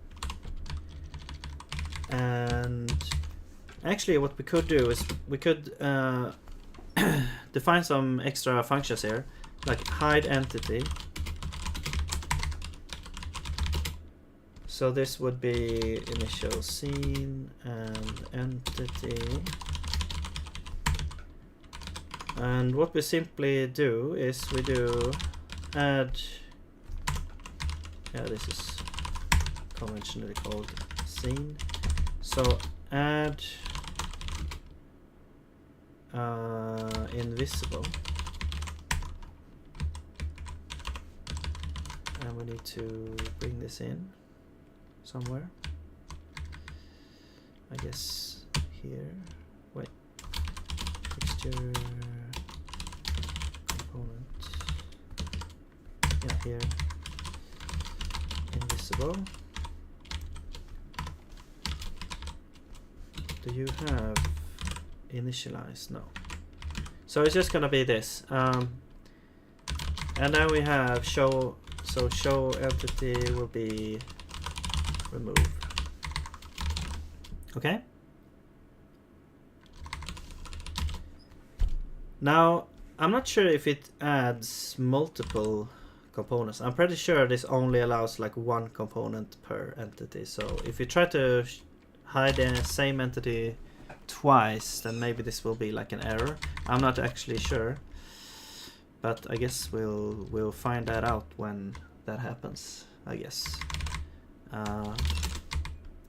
But anyway, when we do these things, we wanna hide some stuff. So I guess when we, where was that? Oh yeah, climb. So here we don't do these. We do hide entity player arm shield and weapon. So now they should be hidden, because the invisible component works with the draw system, and once you have set those, it skips those entities. Yeah, there you go. But now they're hidden all the time, so. Oh, and it crashed. Okay, so that, I think that answers the question on whether or not it can add multiple components to the same thing, because I believe that's probably the cause here. Okay, so I just saw also that we are still logging a whole bunch of stuff actually. But let's remove these, because they were kind of spammy. Okay, so we cannot hide if it's already hidden. So let's just say, I think we can say has, yeah, invisible. So if we have one, then we return. Here, I guess it's gonna assert valid. It assures that and removes. Okay. It feels like we should also check here. Check if we have. If we don't have, then we return. Okay. There we go. Now we shouldn't get the crash. Let's just double check that.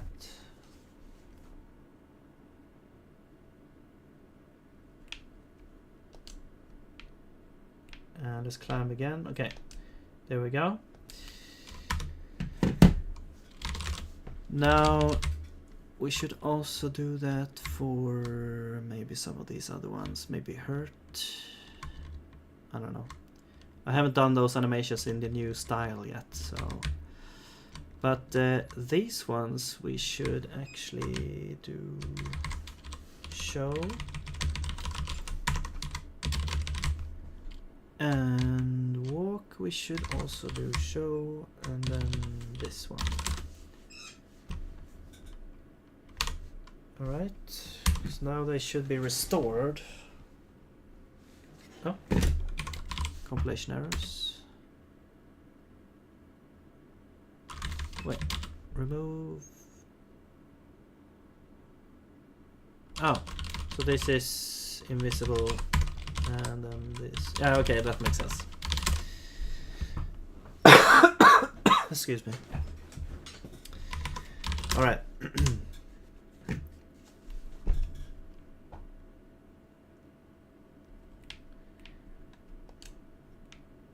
There we go. Alright, cool. And yeah, now we can move around. Maybe you should be able to jump and attack at the same time. But the issue there is like I have this state variable that's either jump or attack. So maybe I need to change that actually now. Because it feels a bit weird that you can't jump again.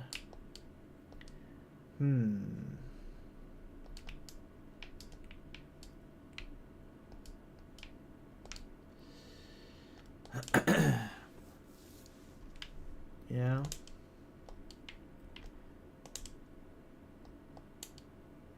So maybe jump should not be a state then.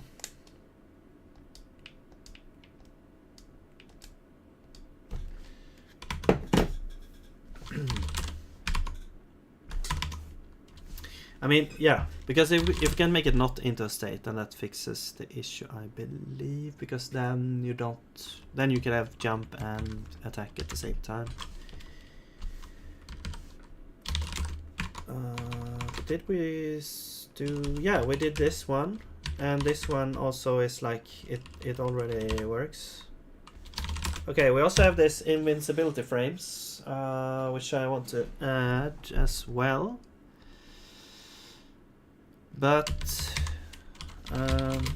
let's add this, able to jump and attack at the same time. Let's just put this in combat, I guess. Well, actually it is. Let's just do this.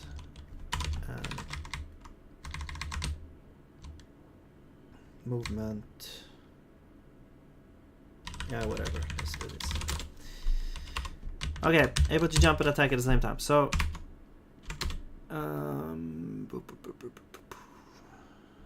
right. Let's go to handle input, and we'll have to analyze a bit about the jump stuff. So, where are we doing stuff with that? Here we're checking like if we're jumping. Maybe it should be like a separate thing, like it's a state that's set separately. But I think it's mainly for this, yeah. So mainly because we don't want to set the state to walk. Maybe we can simply check if we're on the ground or not then. Yeah.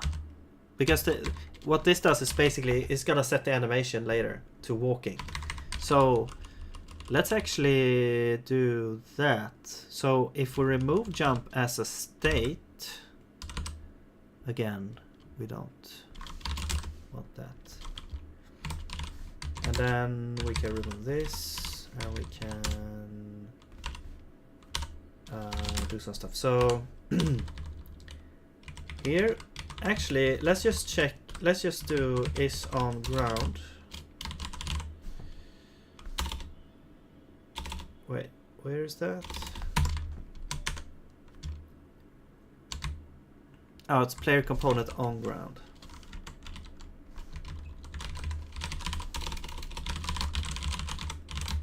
Yeah, so it needs to be on the ground to be able to set the state to walk. Yeah, so that makes way more sense. On ground. So then jumping is, the state of jumping is basically just a physics state. If we are on the ground and we are jumping, we set the state to idle. Oh, yeah, so that's how we exited the jump state. So we don't need that anymore. Okay. Then this one, so we don't set the state to jump. However,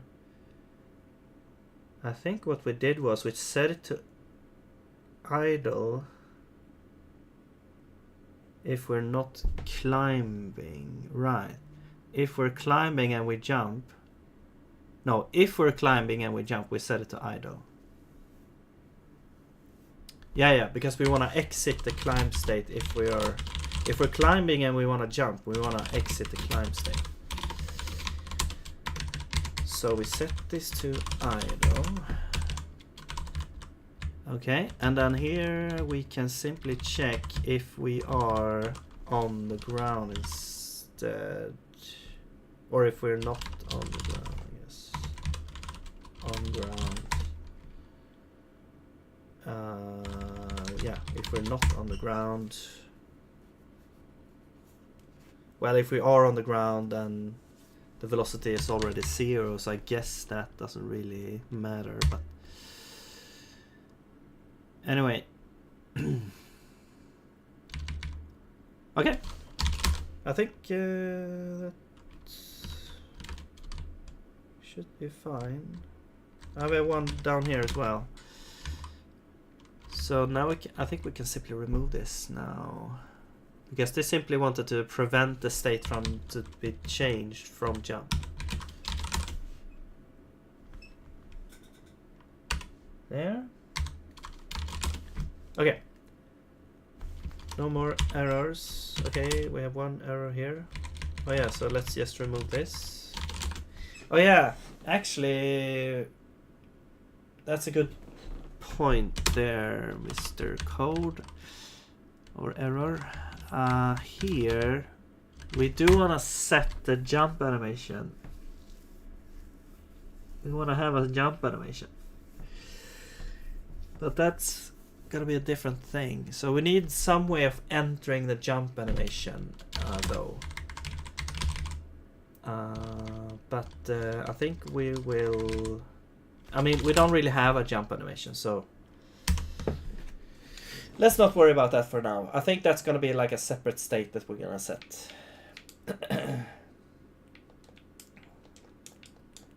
Okay, so it's still we still cannot jump while attacking, which was the whole point of this. So let's go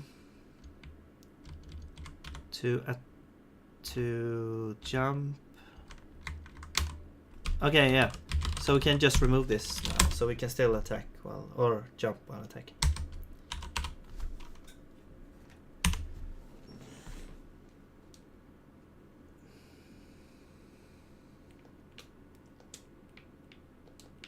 Yeah, nice.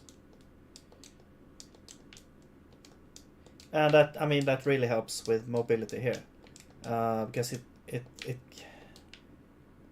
when you attack and if you couldn't jump, then it's kind of jarring when you cannot really move forward here.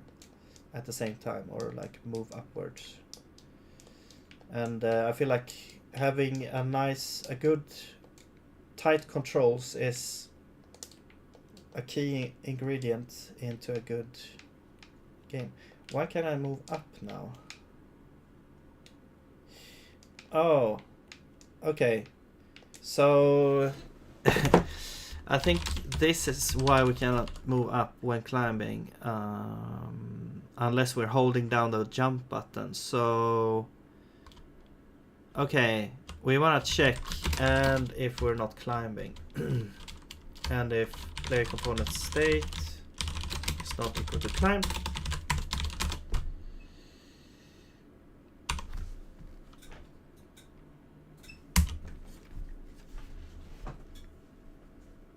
Let's see here now. Yep. Now we can climb up and down. Nice. Okay.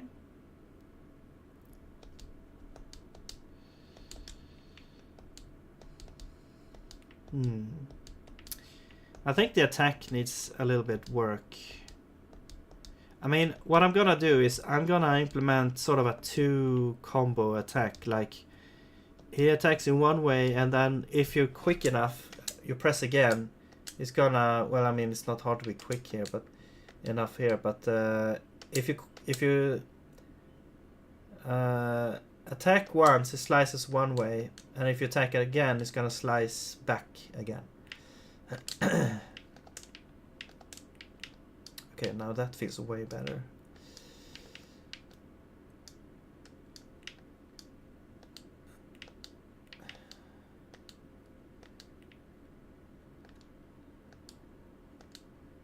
So it's gonna be like a 2 combo attack.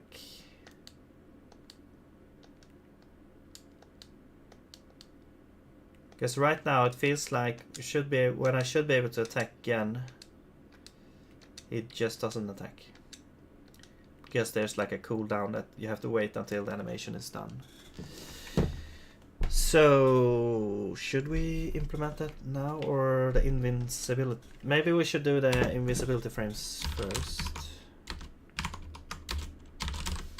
Got a good velocity now. So let's add that. Let's do also 2 combo attack. Swipe. Yeah, I'm just gonna put that there. Okay. So invisibility frames. Right. I think one way is just to add an invincibility component. I mean, we are using ECS after all. So the main thing with damage is this health component. So health has these things, so and it also integrates with death as well. Well, the system does that. So either invincibility could be a component that you just add and remove, or it could be a bool, because you cannot be invincible, I guess, without having health, I guess.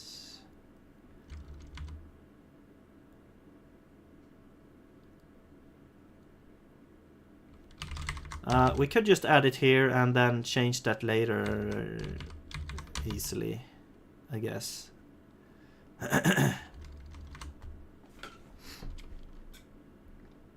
I guess it's easier to just add invincibility component. Yeah, let's just do that. Invincible.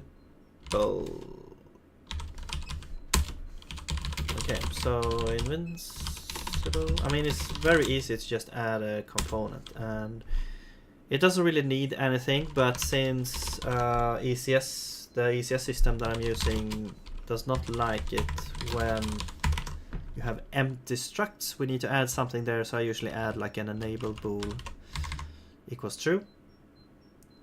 Okay, so now we have invincible. Just double checking the spelling there. And now we can actually use that in this system.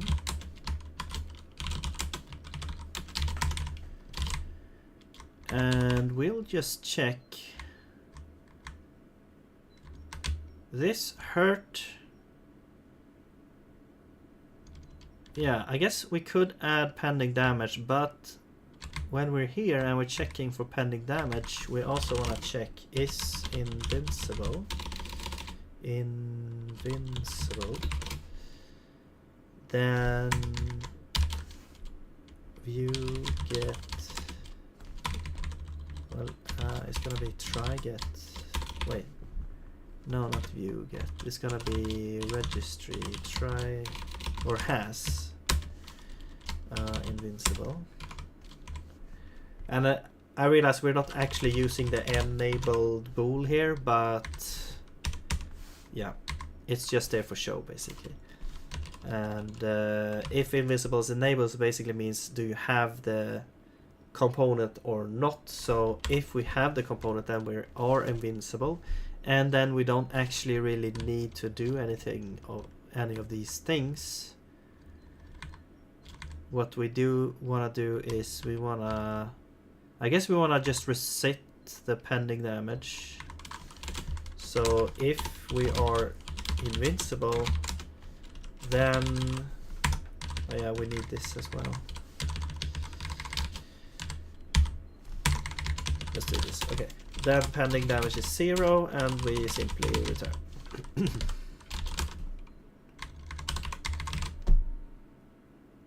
All right.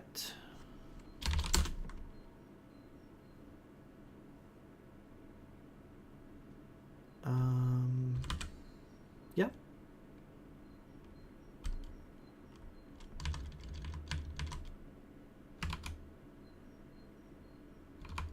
Okay.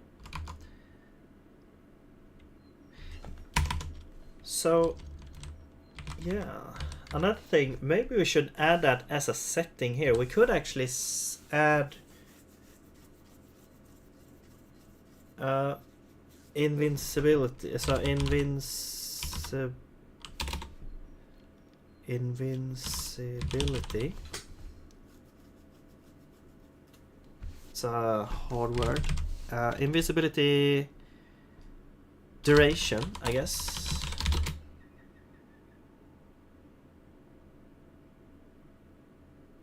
And that would be a F64. And I'm gonna set that to like 1 second maybe. I wanna check the hurt duration. Do we have anything? We have the monster. Oh yeah, that's like damage hitbox, like how long the damage hitbox lives for. Oops.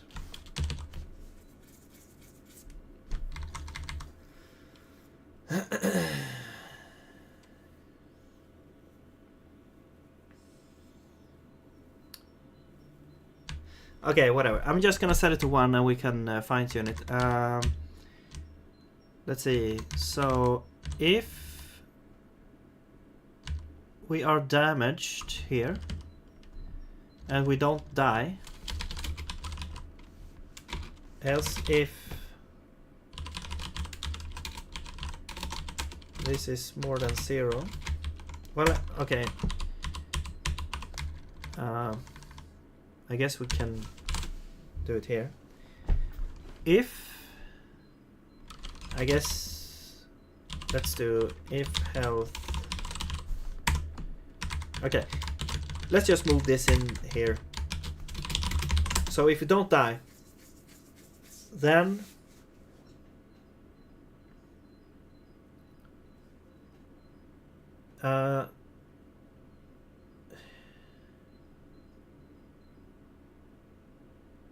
let's see, I lost my train of thought there. Yeah, so we want to add an invincibility to the entity. So we'll check here if health.invincibility duration is more than 0. So if it's 0, that I guess we can say that it's basically disabled. What we want to do is we want to add to this entity an invincible component. And I think what we want to do actually, let's remove this and we'll add ends at as a timestamp. And we'll provide an init function now.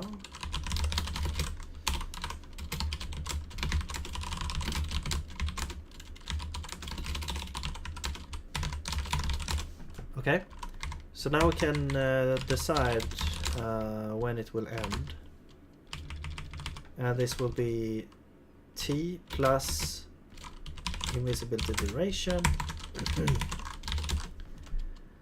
Okay. So now we want to check if we have. So now we want to grab this instead. So we want to grab this component. Get invincible. And actually it's try get, and then this would be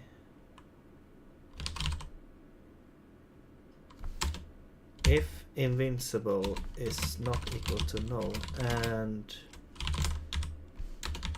the ends at is more than t, then we are still invincible. I guess we could do this. Maybe invincible. If maybe invincible, we get invincible out. And then we do if this ends at is more than t, then we do this. So that means invisibility is still active. But if it's not active and we have an invincible component, then we want to remove it. So we want to remove the invincible component from the entity and then still like damage the entity there. I think that makes sense.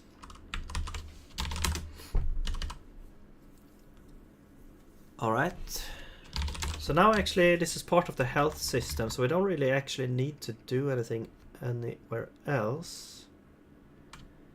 Unless, yeah, we want to have like some sort of animation for being invincible, but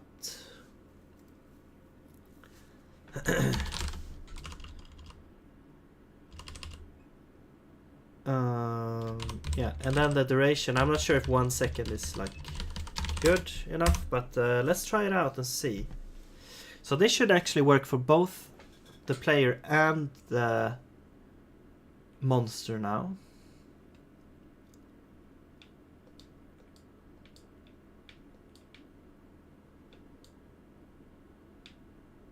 Yeah, it's definitely not enough. Let's do like, let's try 3 seconds. Maybe that's way too much. We'll see.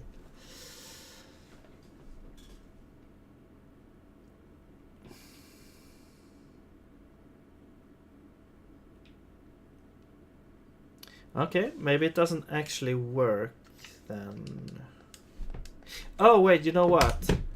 The issue here is we are still setting the hurt state. So right. Wait. Can I please find this here? This yeah, so the hurt state,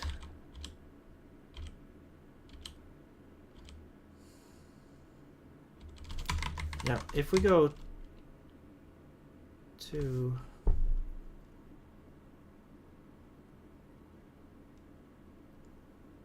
Let's see. Yeah, so we shouldn't set it to hurt when we are invincible. But the hurt state probably... Should that be part of the health system then? Then the health system needs to know about the monster and the player state.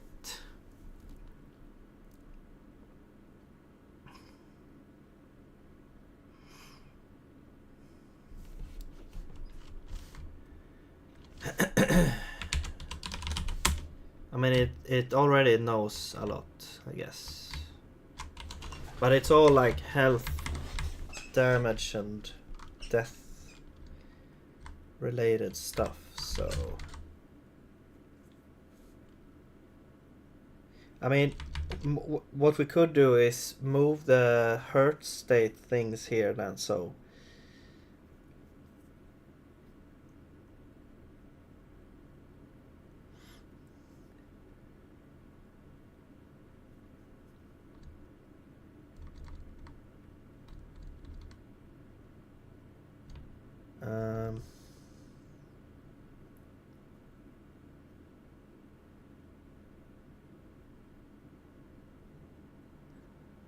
I'm thinking of like redoing the animation stuff then, because the animation stuff is really tightly coupled to, like if we go to the player component and this state here, this state is basically whenever this changes, it also changes the animation of the player, and it's the same for the monster. And the state can be one of these things. And hurt is one of the like the states. But maybe what we want to do instead is have some maybe some sort of event.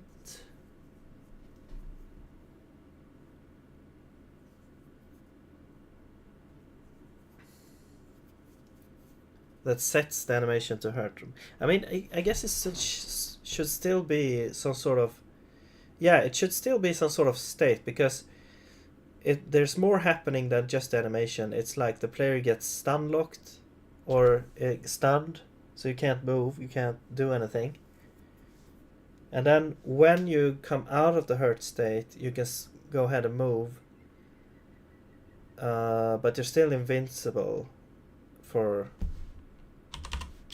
Yeah.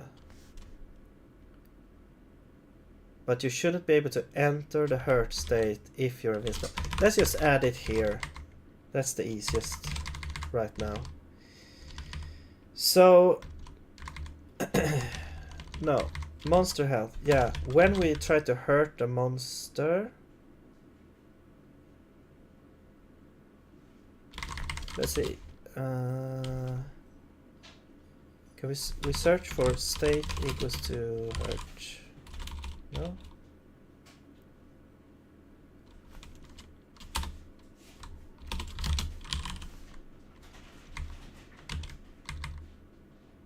Set state. There we go. Here. Ah yeah, so this is the monster in the monster thing. So death pending damage. But here we check if it's more than 0. How does that look in the player? Yeah, it's the same.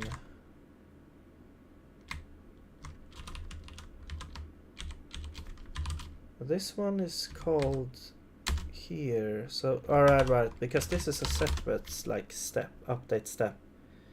So since the health system, it wants to check the pending damage before the health system update, because after the health system update, the pending damage is cleared. But then we also want to check if we actually are going to be damaged.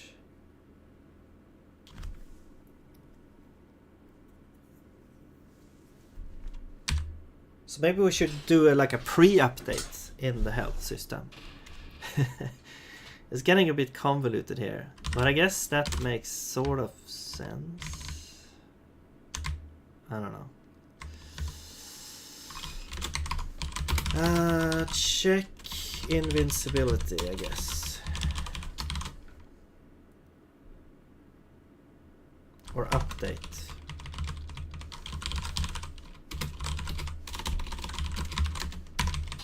Okay. So we'll basically do this.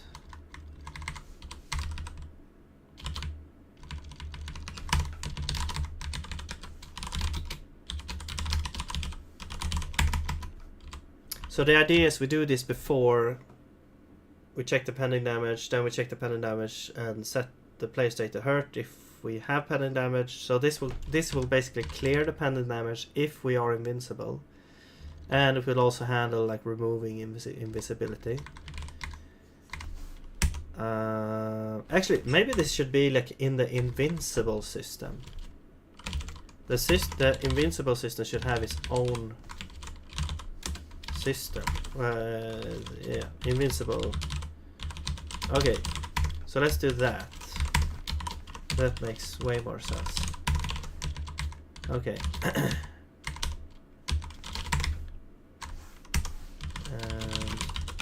we'll import that. Update. Oh yeah, so we need a view of health.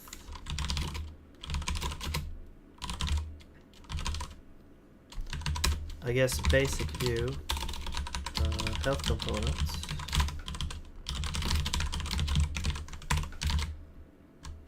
And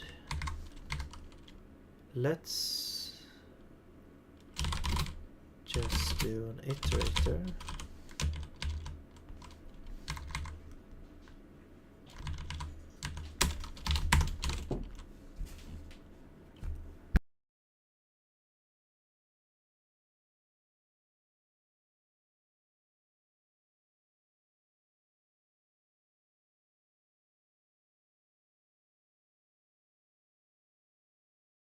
Excuse me, I was interrupted a little bit. Let's see, so now where were we? So yeah, so we'll loop through this iterator to get entity.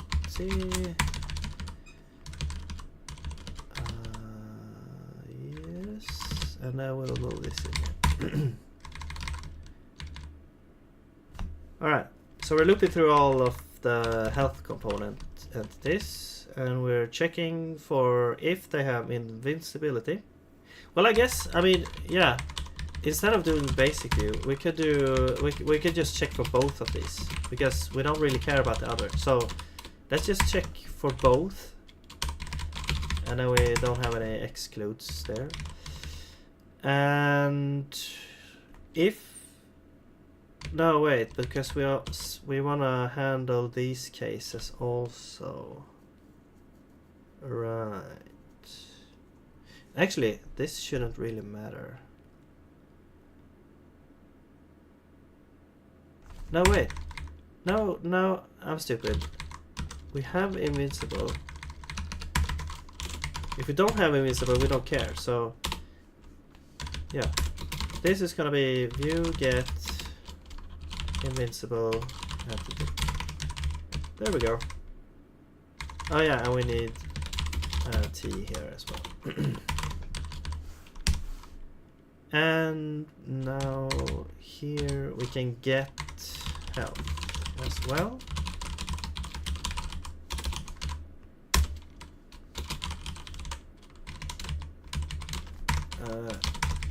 Come on.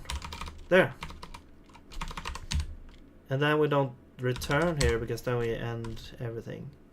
Yeah, we just do this. Okay.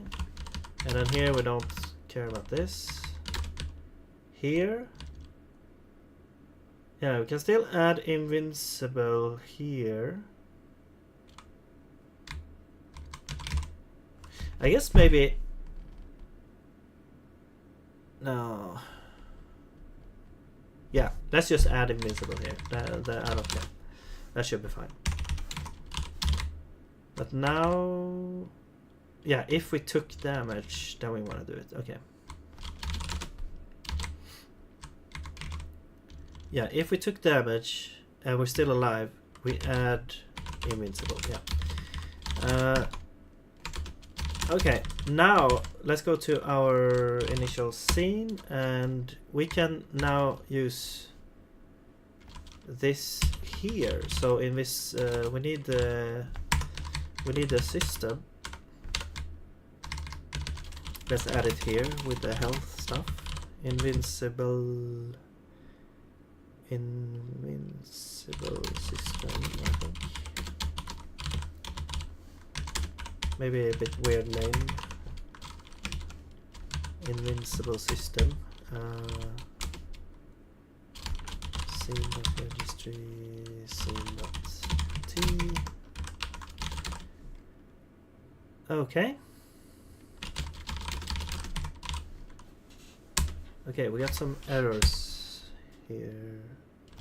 Oh, so this needs to be a mutable. Okay.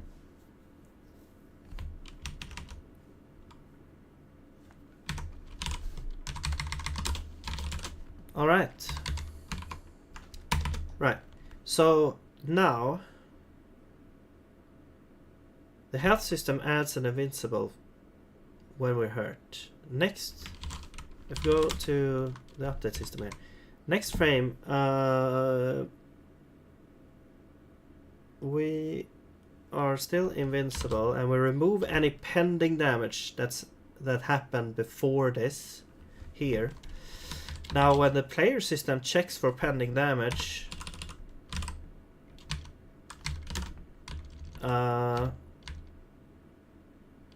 we check here, we set the state to hurt, but the pending damage is going to be 0 since the pending damage was cleared in this step. Okay, and then the health system updates its thing, and it also has no pending damage. Okay, yeah, that should be good. But where does the monster thing happen then? The monster hurt. When is the monster set to hurt? Here. Here.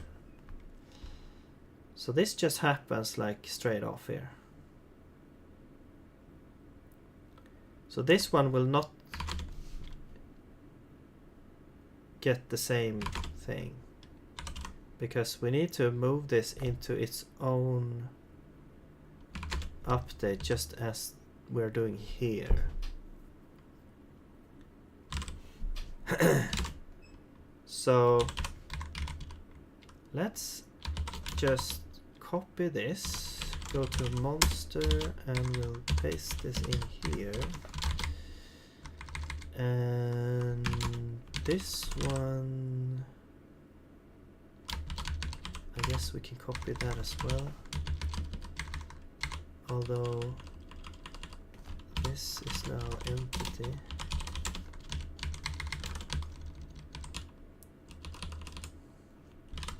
And we're not actually interested in one entity. We need to make a view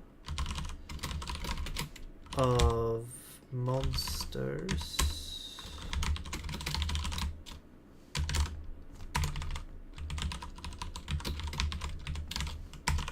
And health. Excuse me. And we will check. So we get this thing, and we'll iterate through that, and we'll do this for each one.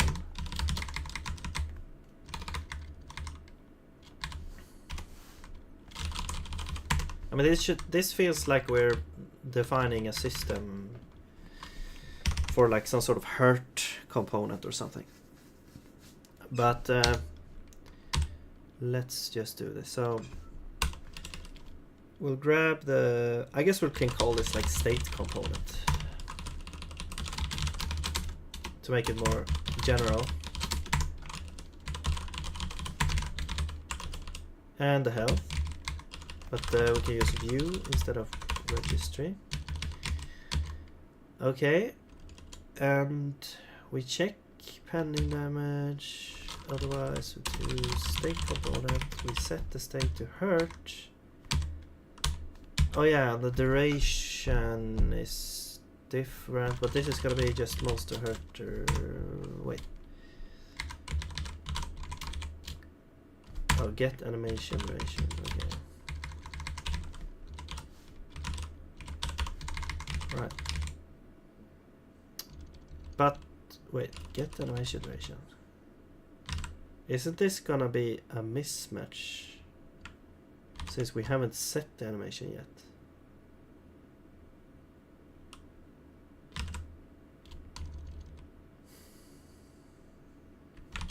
Wait.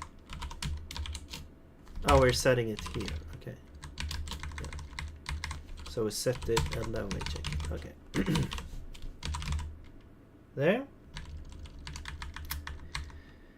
Okay, I think that's good. And then let's call this also here. So let's do monster AI system, check pending damage. Same thing there. And then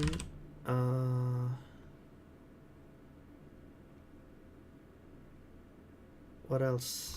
Wait, this should not be returned, this should be continue. Okay.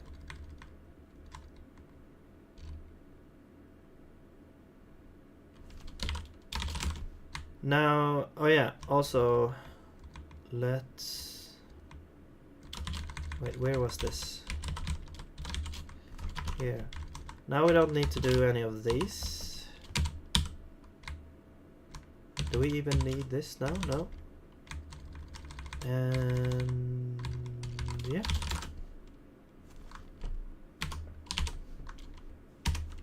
Okay, no compiler errors. I guess we can try this now, I think. Yeah, so now this should, yeah, we go through this again. First we're not invincible and we don't have anything pending. But the monster AI should set hurt on, or should hurt the player, which sets pending damage.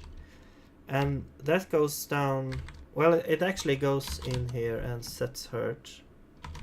And then it goes in here and sets invincibility and clears the pending damage. And then next frame, we're still gonna hurt there, well, setting pending damage there. And then here we're gonna clear the pending damage because we're invincible. And then here we're not gonna set state to hurt again. And then here we're not gonna take more damage either. Okay, so let's try this now.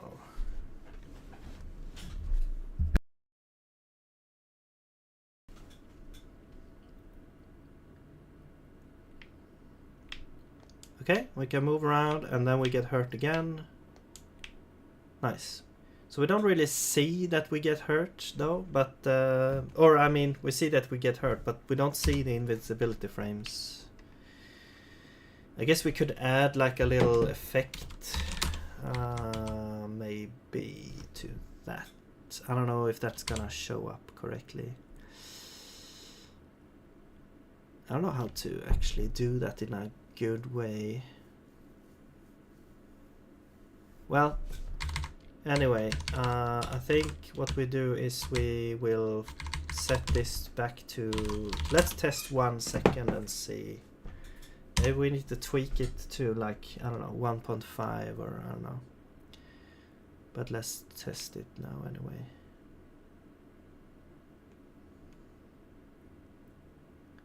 Yeah, this is stun locking me, so let's increase it.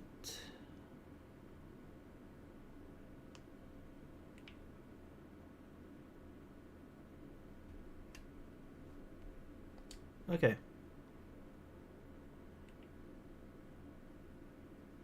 Yeah. That's feels better.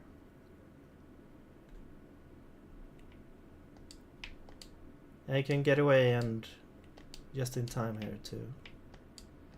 Okay, cool.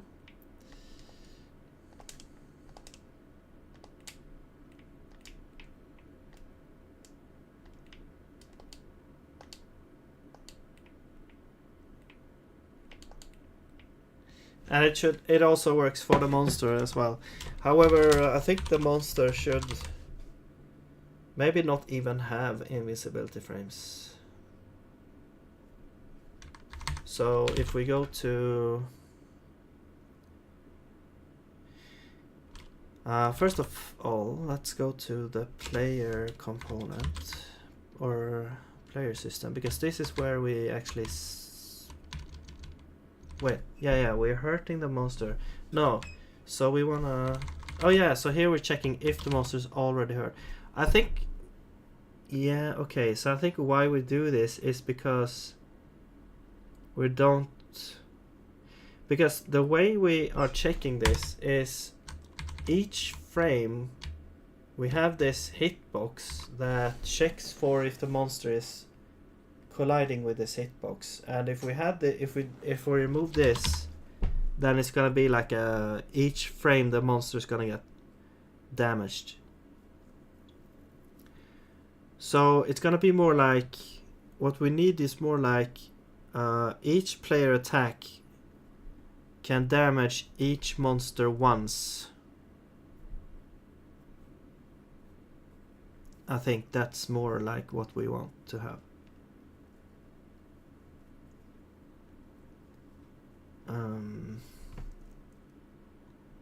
How to do that though is a good question. Because if we just allow the first frame, then you cannot really do like a jump or like if you're moving while attacking, it's just gonna hit like on the first frame. That feels a bit bad. I don't know. Maybe that is the way to do it. Just the one frame that hurts.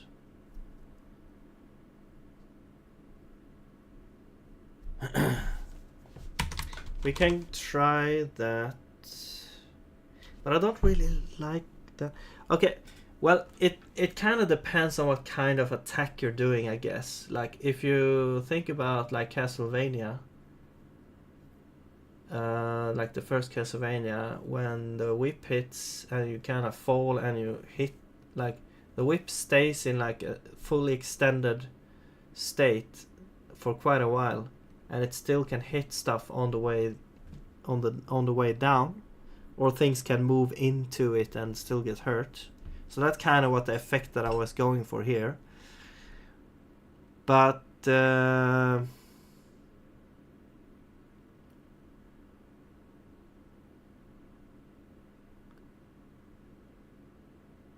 wait, maybe one thing that we could do is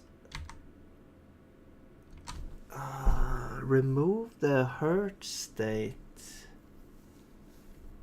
when the attack is over, without changing like the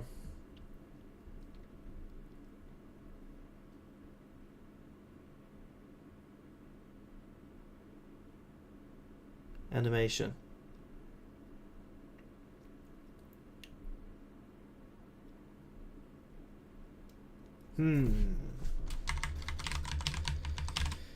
Or we could just set it to be like the first frame, only the first frame hits.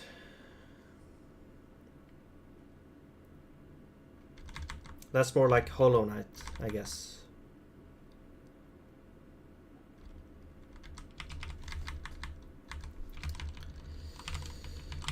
I don't know. Yeah, the attack animation needs to be like faster. Oh.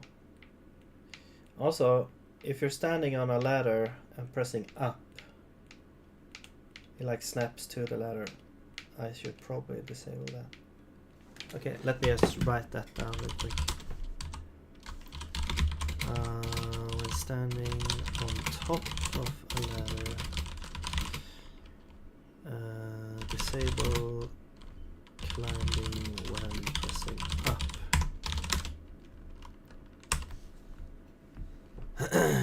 Okay, so we do have invisibility frames, however... Yeah. And the thing that we're talking about now is like the hurt state. Like I want the player to be able to continue attack. Like each attack that the player makes should land a hit on whatever you're hitting. There shouldn't be like a pause in between where you can't actually hurt the monster.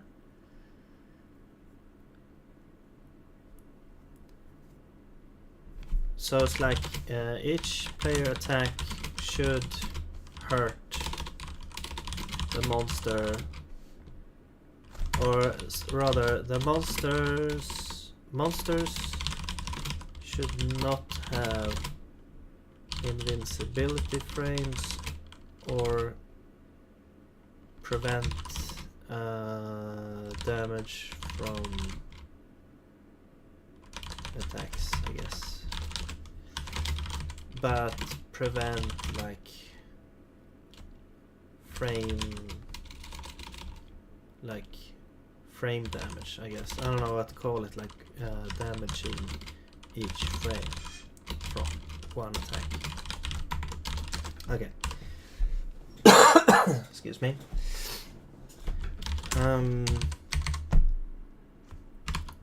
Yeah.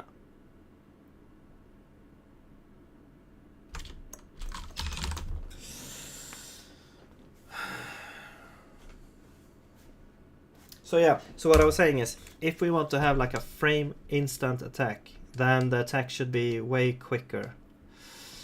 Like in Hollow Knight, where it's like just really quick attack. Because now it looks like we're doing this, and it looks like it would be weird if you cannot like hit multiple things with it. I don't know. Or hit things on the way down, like you're trying to, because then it's like really hard to get the timing right. I guess that's what's partly what gives difficulty to Hollow Knight as well. But yeah, I'm not sure actually how I want that to be. I think I'll just put it to instant now and see how that feels. So we don't really need to check for this in that case. And what we do is we change...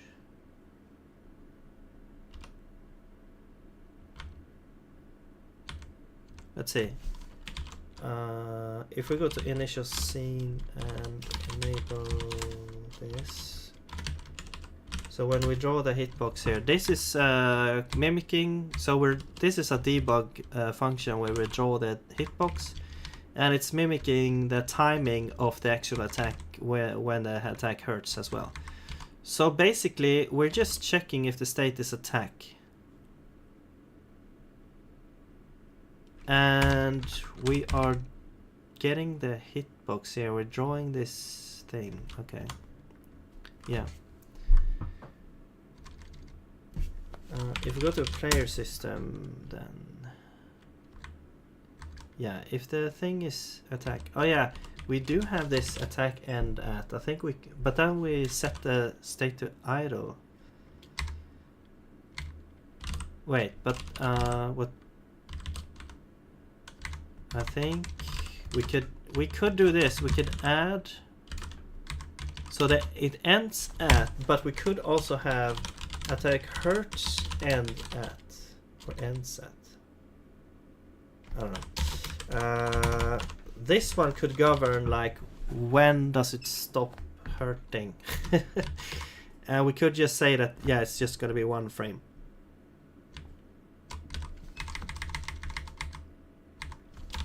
Okay, yeah, that makes sense. Okay.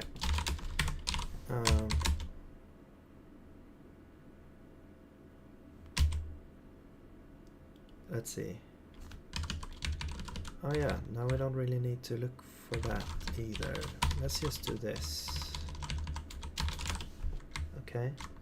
But we do want to check. Let's see.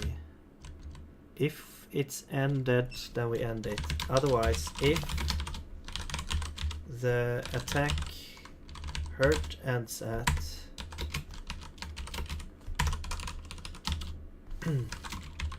then we also just return, but we don't change the state. So we're still attacking, but the hurt frame has ended.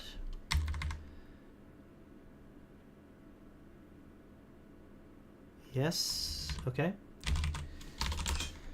Now we need to set that as well. So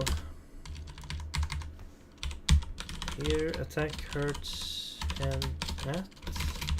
Why am I not getting like completion for this now? Did the LSP die on me? So to be able to make this just like one frame, I think we just set it to T. No, we need to wait. We need to make sure that the player system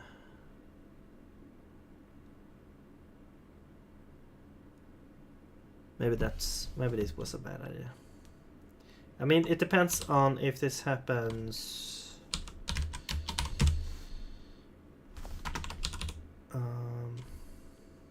Wait.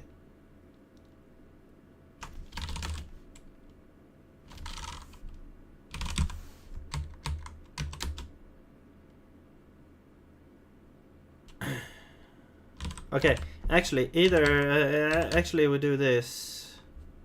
We do has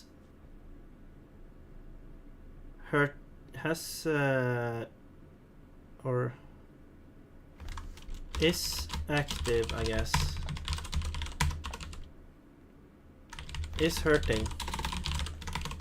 Okay, and that will be true for the first frame, and then so we'll set this to true for default. So don't actually need to like define that. And when we check down here for stuff here, so we're checking if if this is true, then well, if it's not true, then we return. Otherwise, we will set it to true. And then next frame, it's not gonna hurt anymore. Okay. Oh, attack needs to be mutable.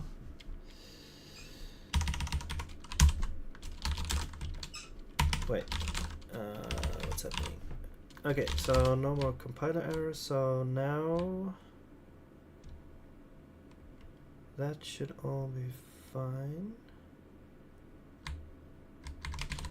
Yeah, we don't really need to check for hurt anyway, because now we have invisibility frames, so that's gonna take care of that anyway. So let's remove that. Do we even need this now? No? Great. Okay.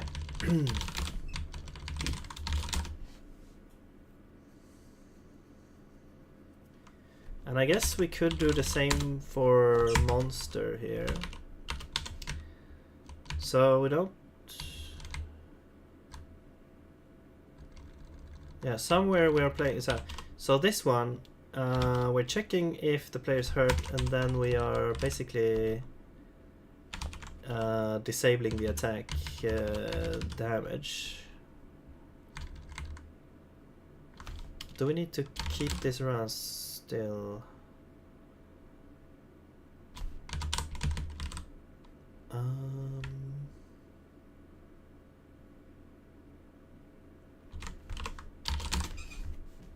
Yeah, I think so.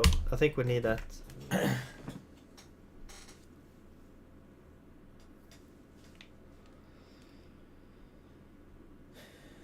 Okay.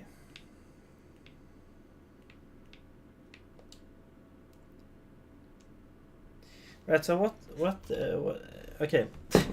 I always do this, like, do a bunch of stuff, and then when you test, you're like forgetting, like, what did we do again? Like, what are we testing here? What nuance did we try to do? Oh yeah. So we should be able to attack the monster like instantly here. Okay, it didn't work because I attacked 3 times. They have 3 health, so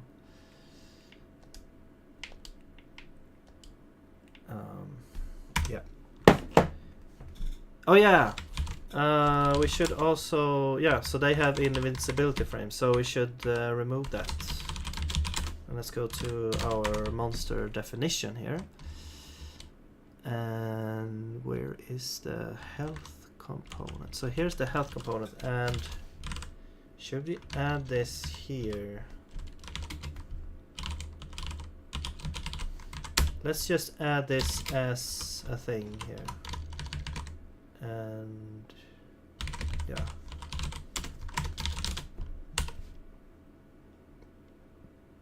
I mean, I guess it would be 0 for maybe almost all the things except for the player. So, but yeah, okay.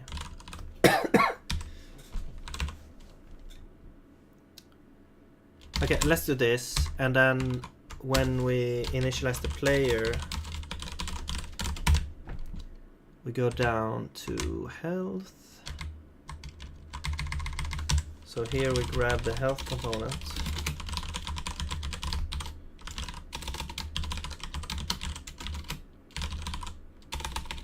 Single player. And then we say, wait, we should get, yeah, this is the mutable. And then we say invisibility duration is equal to 1.5. Okay, so now the player is the only one that has that. Great. I guess one thing that you could do is move the invisibility. Like when you add the invisibility component, you can move that to. Oh, okay. Now we're back to this issue. They are getting insta killed here. So back to this issue. Okay, interesting. Are we setting this to true? Oh, it should be false. Not bad. Should be false.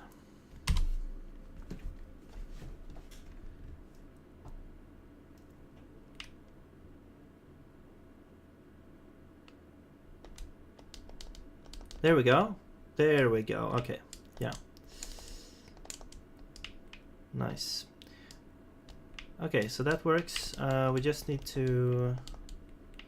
I can see there that it felt like it should have hit, but it didn't because we were slightly to the left of the monster, so it didn't actually hit. There. You saw that sort of animation sort of went into the monster, but it still didn't get hit. So that's kind of what I want to fix there. But now only the first frame is actually hitting, so... Also we're getting kind of... When you're stuck in a place like that, you're getting kind of stun locked. But I guess... I mean, you're not stun locked because you could just jump out of there, I guess.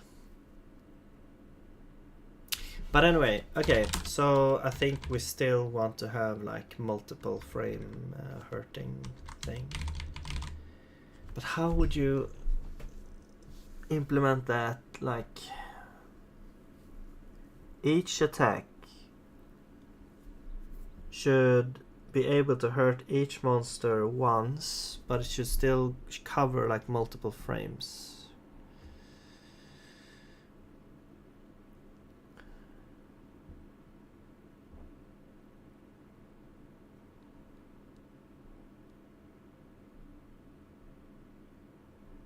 I mean, one idea that pops up into my head is like generating some sort of, like generating some sort of ID, like having like a counter that goes up, and we'll check like, okay, is this the same attack as the one before? That feels very convoluted to do it like that. So that the monster will have like, yeah, I've been hurt by this attack. And when the player attacks again, it's gonna increase the number. And then the monster...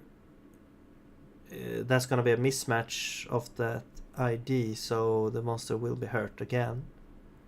I mean, I guess that's one way of doing it. Like, you could just use U64 to make it never end.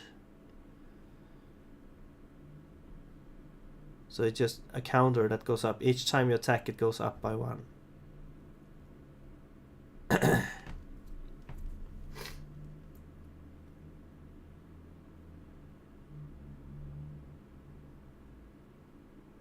But then, if the player has multiple attacks, or if there's multiple ways to get damaged, that would become an issue, because that just checks against one possible attack source. I mean, there's probably like a really simple way of implementing it.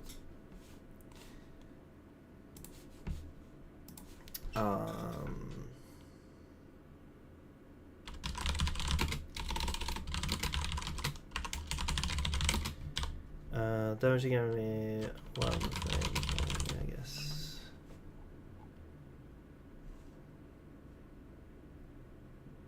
I don't know. Yeah, okay. I'm not gonna sit here and look that up right now. I would have to think about that for a little bit. I just know that this feels a bit bad. We could try to increase the animation of the attack, actually. So if we go to attack, and we can simply set this to maybe 0.04.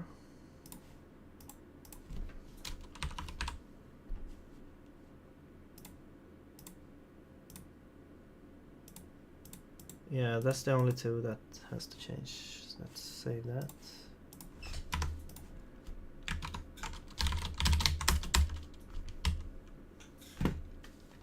Okay, now it's quicker.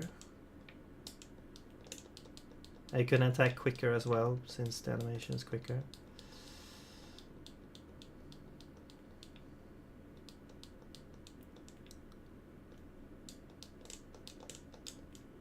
I mean, now it kind of feels OP.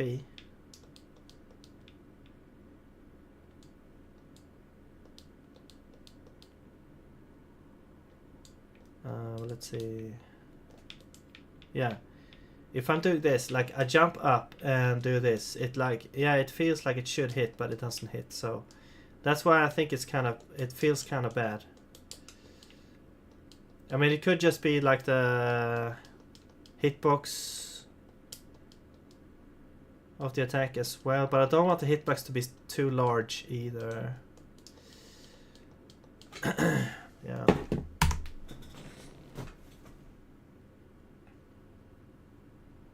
Okay, I'll put that on ice for now. I'll write that down, or yeah, it's this one.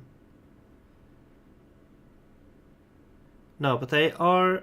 Okay, so I'm gonna move this to 2 different things. So they don't have invisible frames to prevent damage from attacks, so that is true. But we still want to have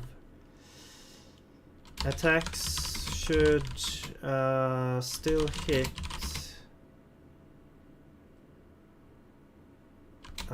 Attacks should have a timer, but not hit on each frame. Yeah.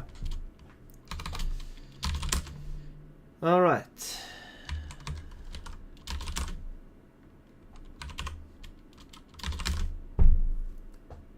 Should we get to the 2 combo attack? Maybe, yeah. Let's look at the animation.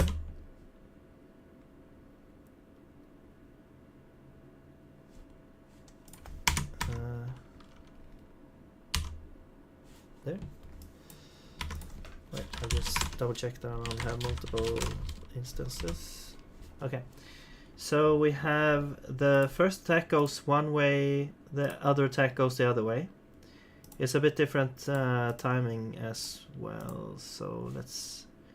I think I like it when it's a little bit slower. So let's actually increase this a little bit, maybe.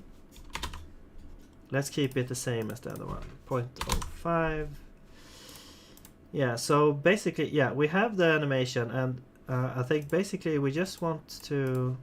Well, actually, we're missing one frame here, so it's... Oh, it's the first frame. Oh no, it crashed. Okay, I'm not gonna investigate that crash because this tool is sort of... I'm gonna remake this in the other editor.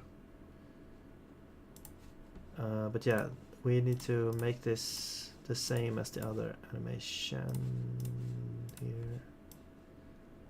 So we start there. And then we have that. And we need to change the origin.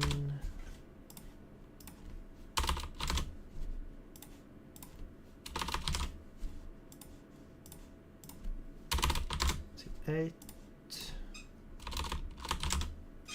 Wait. 8. Yes. Now they all have that. Okay, and then if we save now and we check the other attack, this one. So the last one has 3 times the duration, and I don't want to set 3 times the duration on this one. I think I'd rather have another frame without this thing here. So what I'll do is I'll go into GIMP and add this thing. So we'll basically take this one, copy you down here, and we'll just remove this. All right.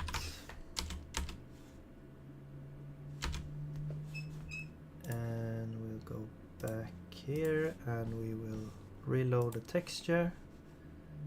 And now we can add this as the last frame, and we'll set this to 3 times there.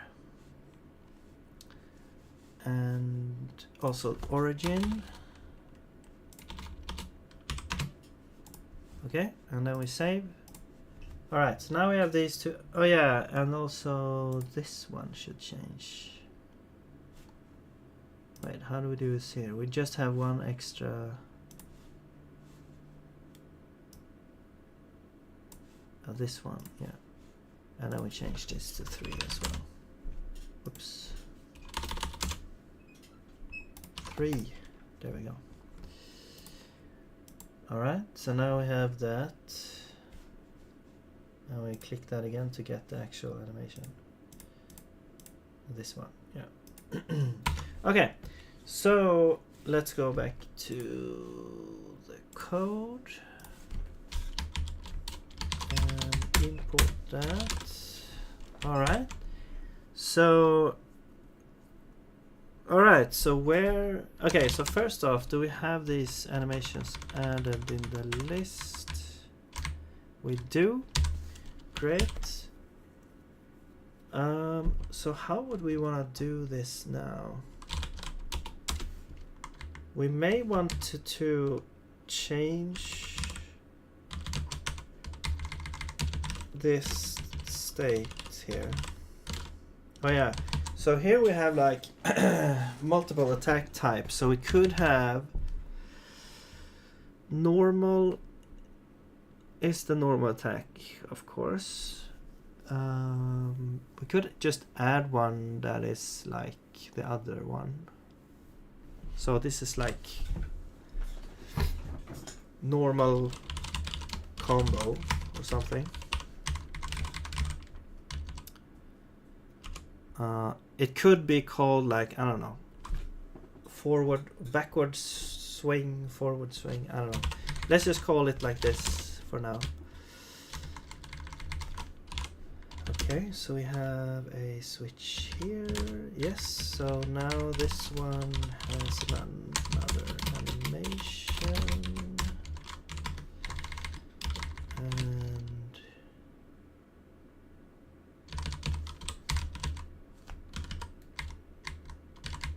this is a really nested place. Yeah. But anyway, now we have that. So we need to change this to 2. Okay, so now we have that animation set. Where are we setting that? Here. So right, how do we want to enter the combo attack? So my idea is that you attack once, he swings one way, and then if you attack quickly again, it's gonna like swing the other way. So it's gonna be like a different animation. But then if you wait a little bit, it's gonna still attack the normal way.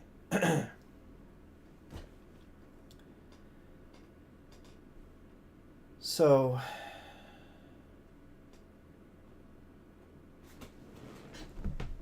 we could have, I mean, one really simple way would be to add a timestamp, like last attack timestamp, and you can use that to check to see, okay, which style of attack are we gonna use.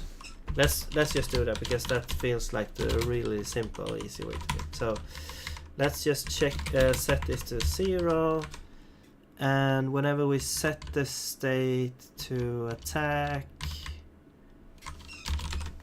so let's go here. So when we set this state, we want to set last attack to T, and then let's see. So then let's see. Okay.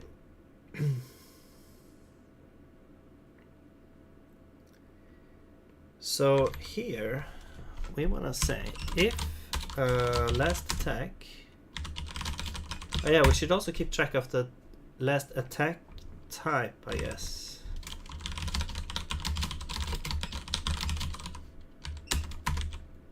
Which is player state attack dot attack type. No? Oh, it's, yeah, player state dot player state. Okay. I don't really like this, but it's gonna have to do right now. So this one is actually null, I guess. So let's set that to null. Okay. Now when we set that to attack, actually we could do this. When you set the state, if this, so let's do a switch on the state itself. So so we don't have to like remember this everywhere where we set the state. So if the state is attack, we get this new thing, and we say and else we don't actually care. If the state is attack, then last attack is gonna be T, so we actually need T here as well. Oh, that's gonna be a lot of different places where we need to update that.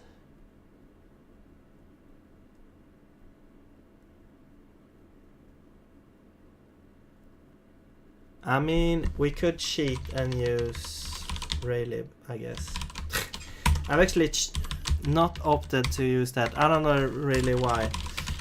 We can use Raylib and say get time, I think. This is like the absolute time.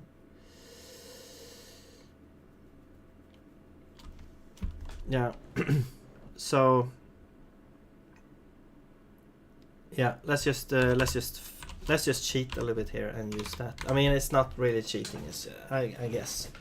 Well, using T, I guess would make sure that it's like synchronized. I don't know if this updates through like in the actual frame, if you're like updating the frame, and this gets like different values depending on when you call it.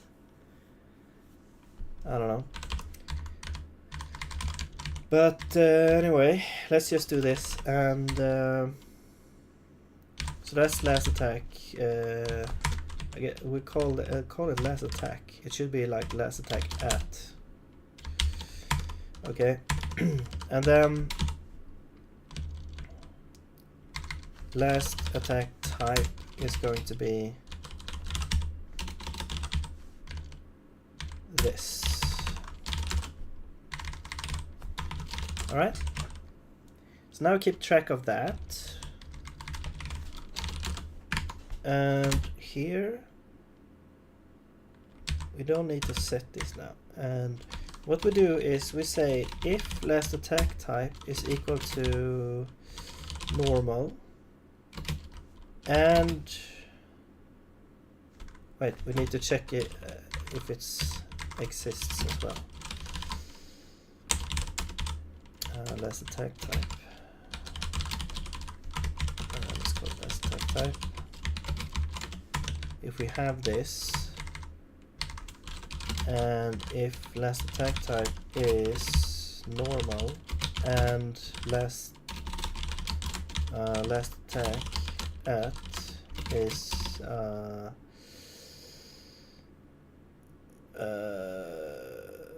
so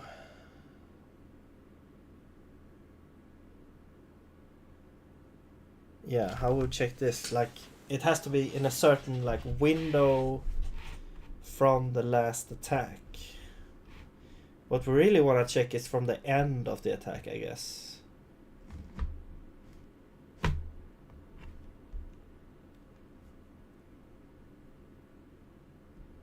Yeah, actually. So, actually, yes.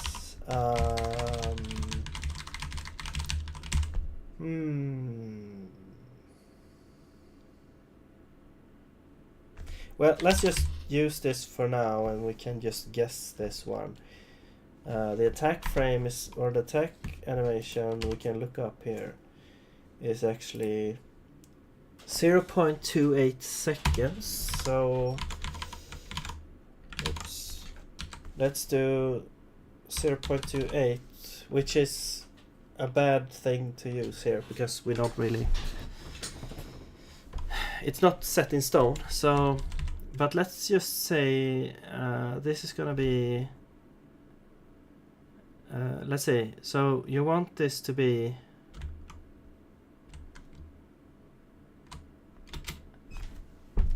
so I'll try to phrase this properly here. So you want the last attack to have happened less than 0.28 seconds plus some buffer. So I guess we could do 0.1 maybe. Seconds before. So, I mean, let's just do this and we'll see. I can't really think about how this works now. So let's just try this and we'll try the other way around if it doesn't work. Okay. So now this, if this is true, then the actual, whoa, what happened there? Oh, I see. Okay, I accidentally put caps lock on and then I pressed Z twice, which saved it and quit. Okay. Okay, there we go. Now let's see. So if this is true, that means we want the attack type to be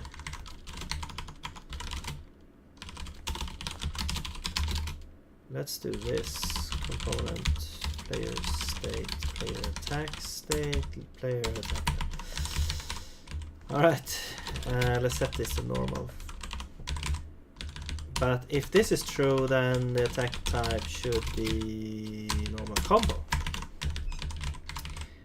Okay, and then we just set this to attack type.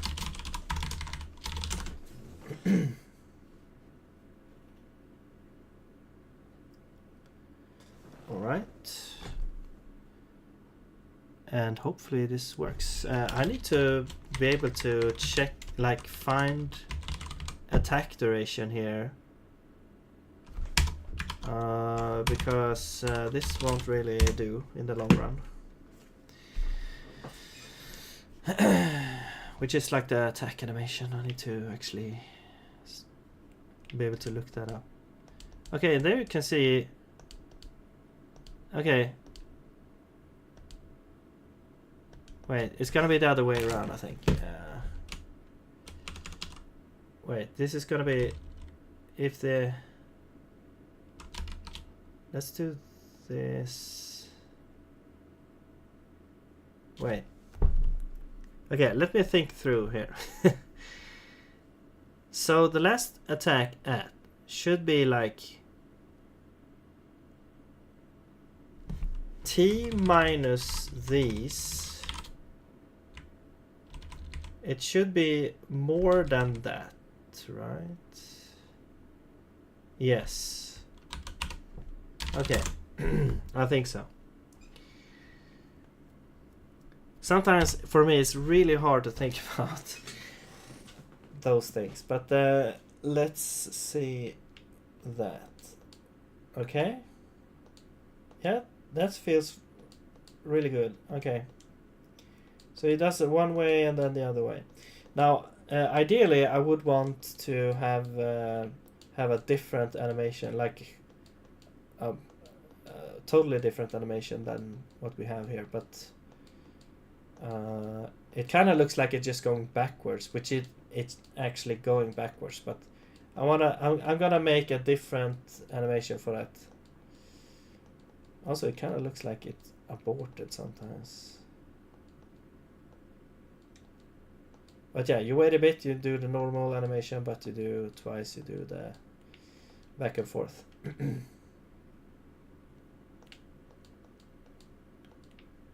Alright.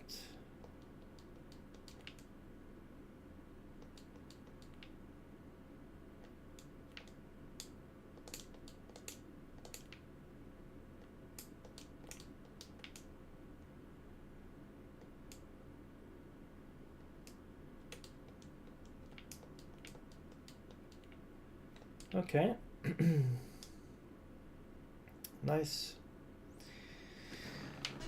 Okay, so we got that sort of working. I mean, we need to, let's add a to-do here. Properly read animation duration for attack animation, just so we don't, that doesn't disappear. And alright, so we do have this now. That's great, but we do need to do a separate animation for normal combo attack. Okay, so I think that I'm just gonna do a couple more things here and then we'll call it here.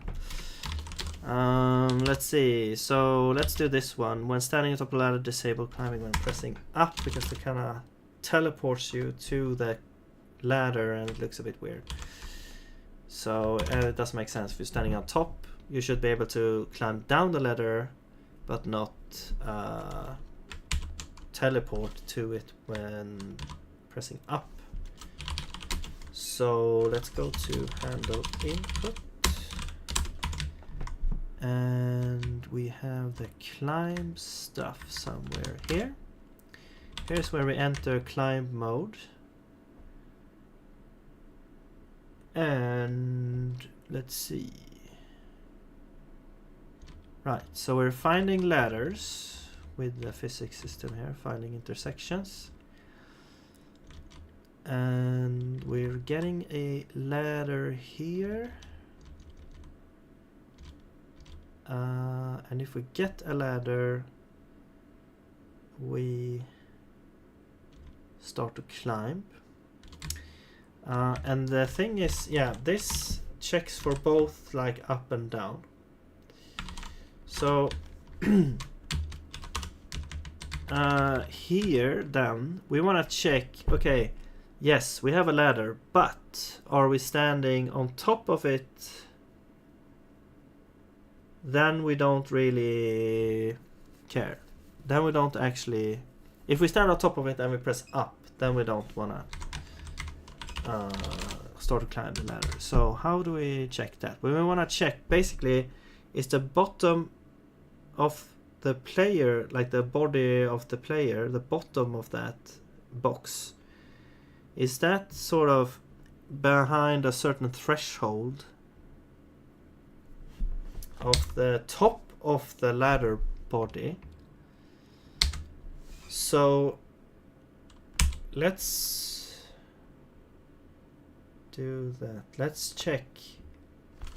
Well, first of all, let's define this threshold. So up, so climb up valid threshold, I guess. Let's define that to be like, what could we take? Like 4 pixels maybe? Alright. And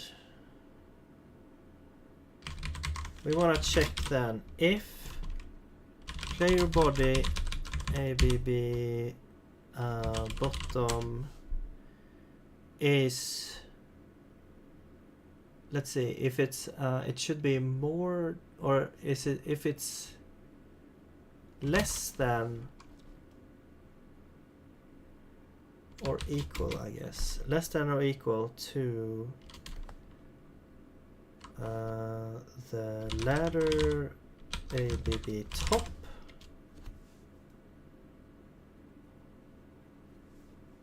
plus climb up. Now we return.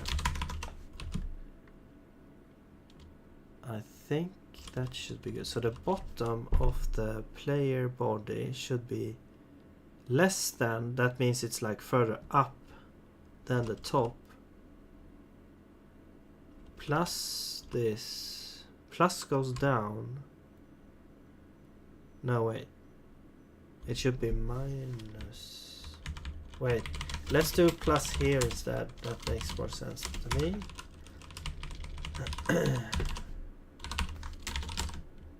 Yeah, that makes sense. Okay.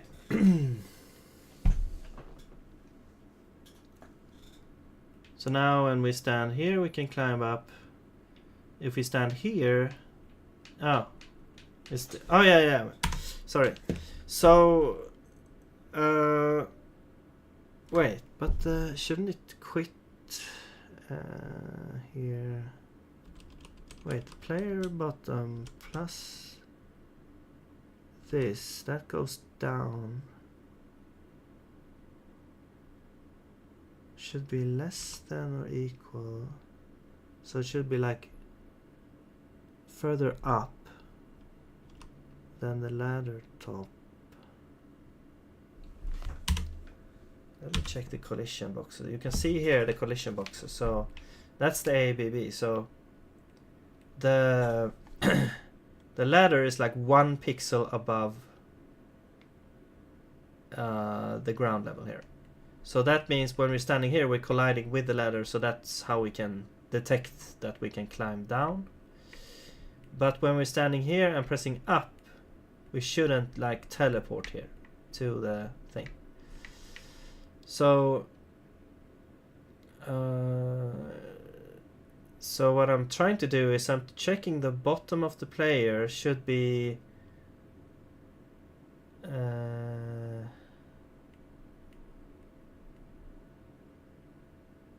wait, the bottom of the player should be like, if the bottom of the player is here, then it's okay to press up to latch onto the ladder. So the bottom of play should be more than. Right, so it should be more than some threshold. Okay.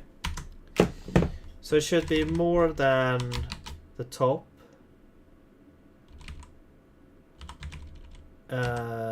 Plus the threshold. I think that makes sense. I mean, we should just try it and see if it works.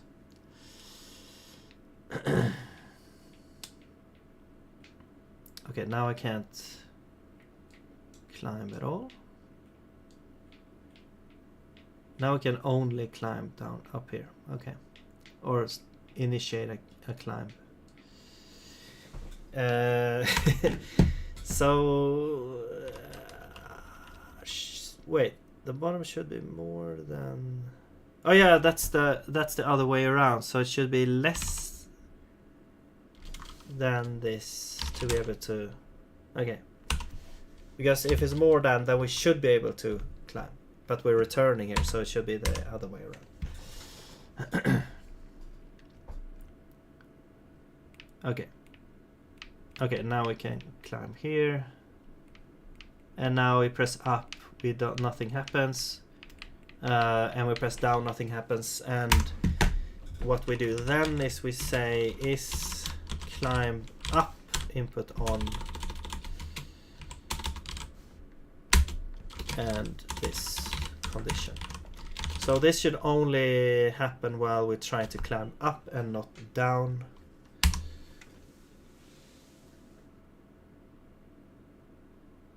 So let's see. Yeah, now we can climb down. We're standing here, we're trying to press up, it doesn't teleport. But if you stand here and press down, it kind of teleports down into there. Okay. Nice. Now that fixed that.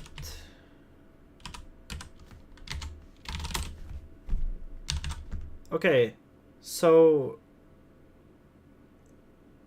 yeah, can I do something else this stream, or I would like to fix this, but I don't really have an idea on how to actually implement this right now in a good way.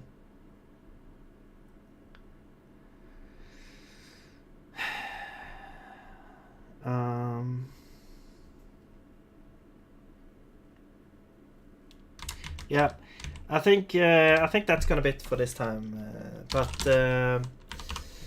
Yeah, thank you very much for joining me here and watching. And